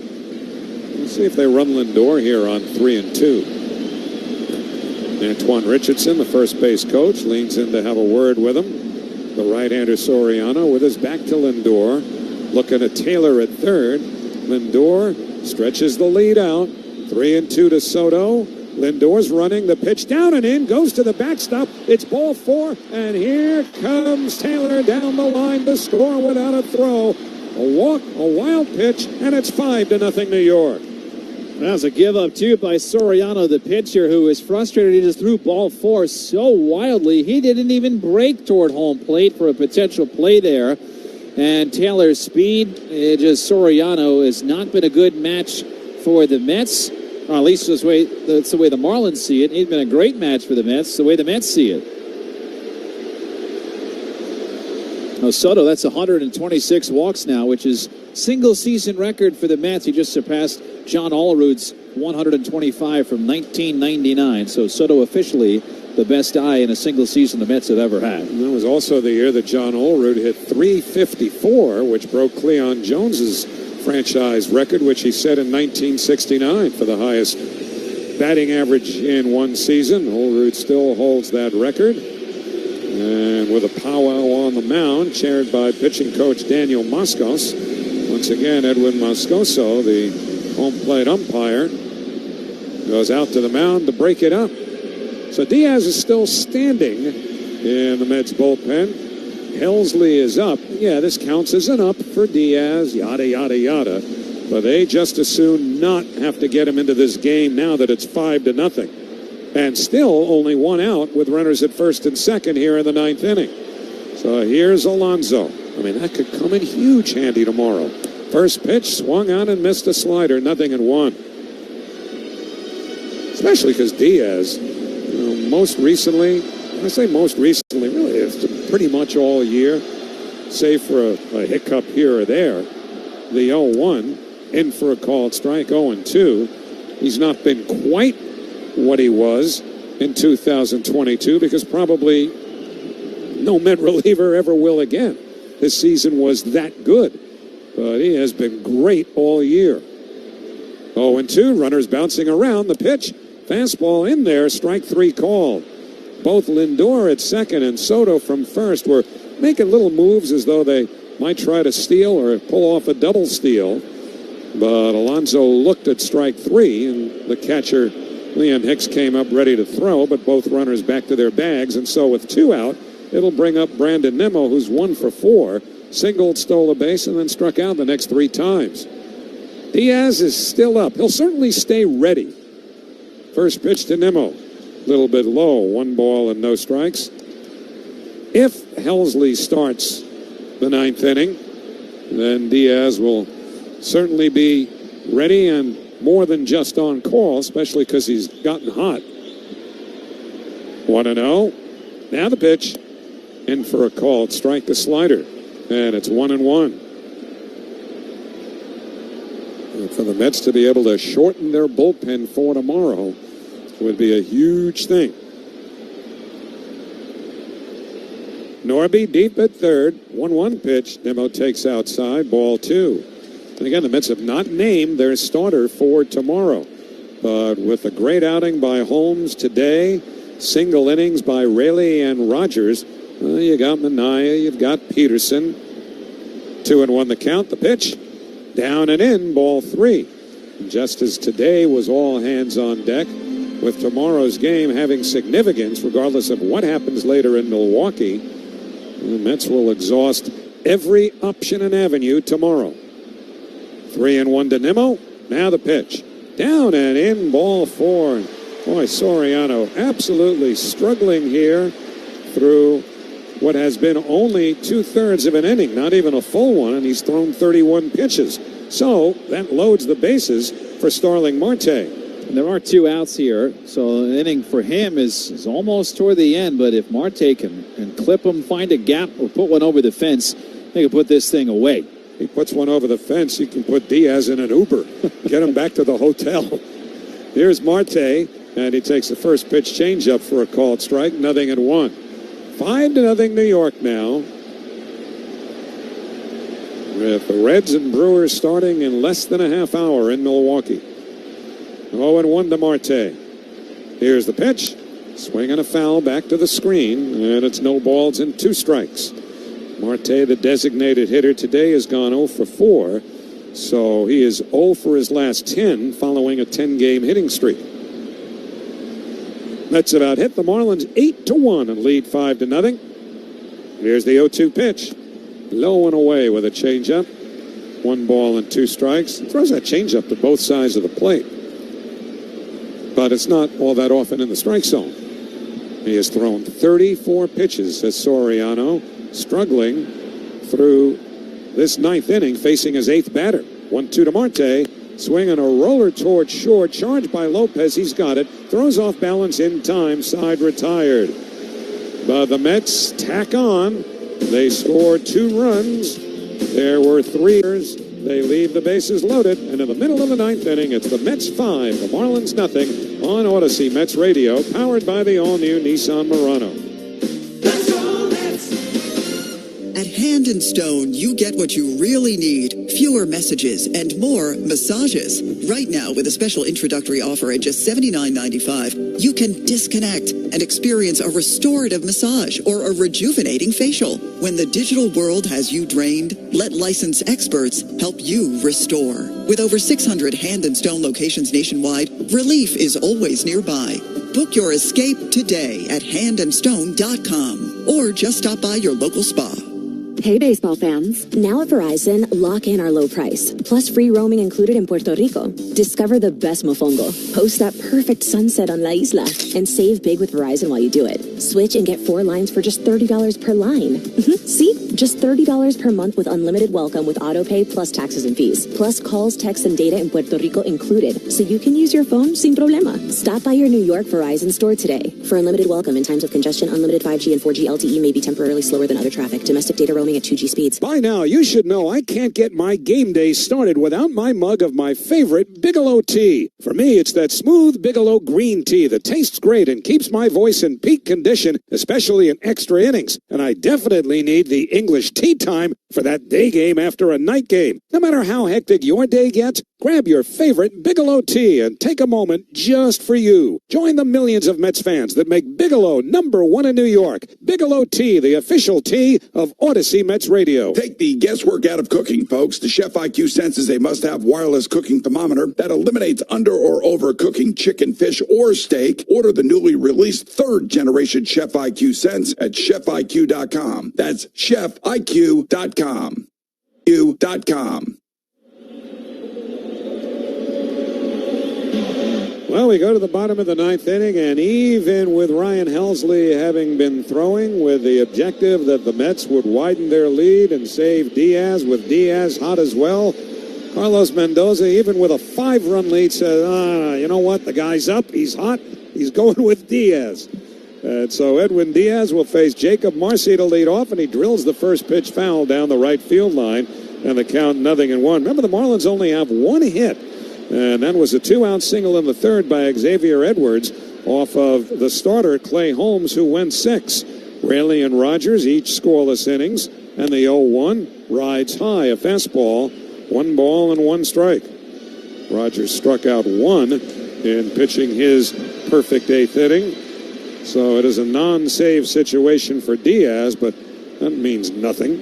The 1-1 taken high and away, 2 balls and 1 strike.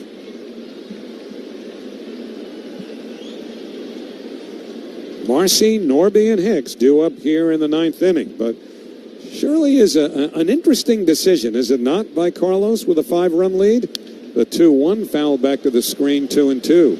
I mean, they have to win today. They have to win tomorrow, basically. So I think he's just not taking anything to chance. Not going to put in a reliever that if he gives up a base run or 2, get Diaz in anyway, just put him in. 2-2 on the way. Swing and a miss, strike 3. Got him with a fastball at 99. 1 man away. And then the question becomes, although Carlos won't say anything about it before the game tomorrow, but if Diaz can get through this inning with very little stress, how many outs would they have him for tomorrow beyond the normal 3? Would they have him for 5 or even 6, depending on how things are going and what happens later tonight? So here's Connor Norby. First pitch, swing and a miss and a slider away, and it's 0-1. Diaz has been as close to a guarantee this year as he was back in 2022. Again, not quite. The 0-1 taken low and away, 1 ball and 1 strike. But boy, other than that game we referenced in Milwaukee, or at least in Cincinnati recently, and a couple of others, there's not been a whole lot of drama from Edwin this year. The 1-1 lifted in the air to left field and deep. Nimmo going back onto the track, makes the catch. 2 men away. Diaz with a big smile on his face. You can use the whole yard when you're up 5 and you're pitching with 1 out already. And now there are 2 after that fly out to Brandon Nimmo from Norby. And so the Mets 1 out away from putting the heat on the Reds tonight. Liam Hicks will be the batter. He is grounded to second base all 3 times. And the Met fans, and they're the majority among the paid crowd of 35,609, hooting and hollering. First pitch to Hicks is in for a called strike, 0-1. They're doing it while they're standing. So time called now by Hicks.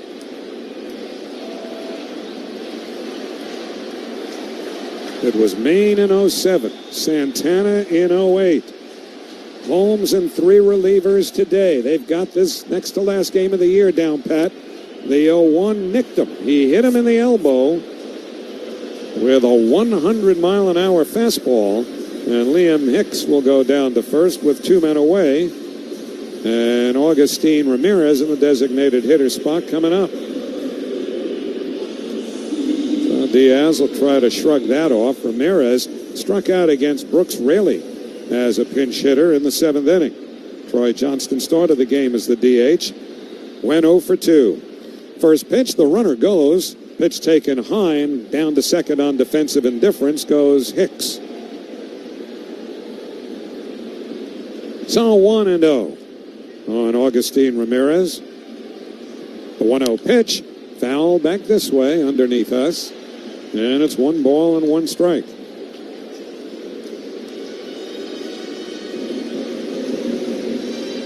Mets 5 runs, 8 hits, no errors. The Marlins, no runs, 1 hit, and no errors. The 1-1 pitch, swinging a bouncer back to the mound, reaching up Diaz. He's got it, underhands to first, put it in the books. The New York Mets take care of their business today in Miami, and now they will put the heat on and turn their attention towards the Cincinnati Reds and their game in Milwaukee tonight. But 4 Mets pitchers combined to 1 hit the Miami Marlins. In the 9th inning for Miami, no runs, no hits, a hit batsman, 1 left. The final score, the New York Mets 5 and the Miami Marlins nothing. Back to talk about it in a moment on Odyssey Mets Radio, powered by the all-new Nissan Murano.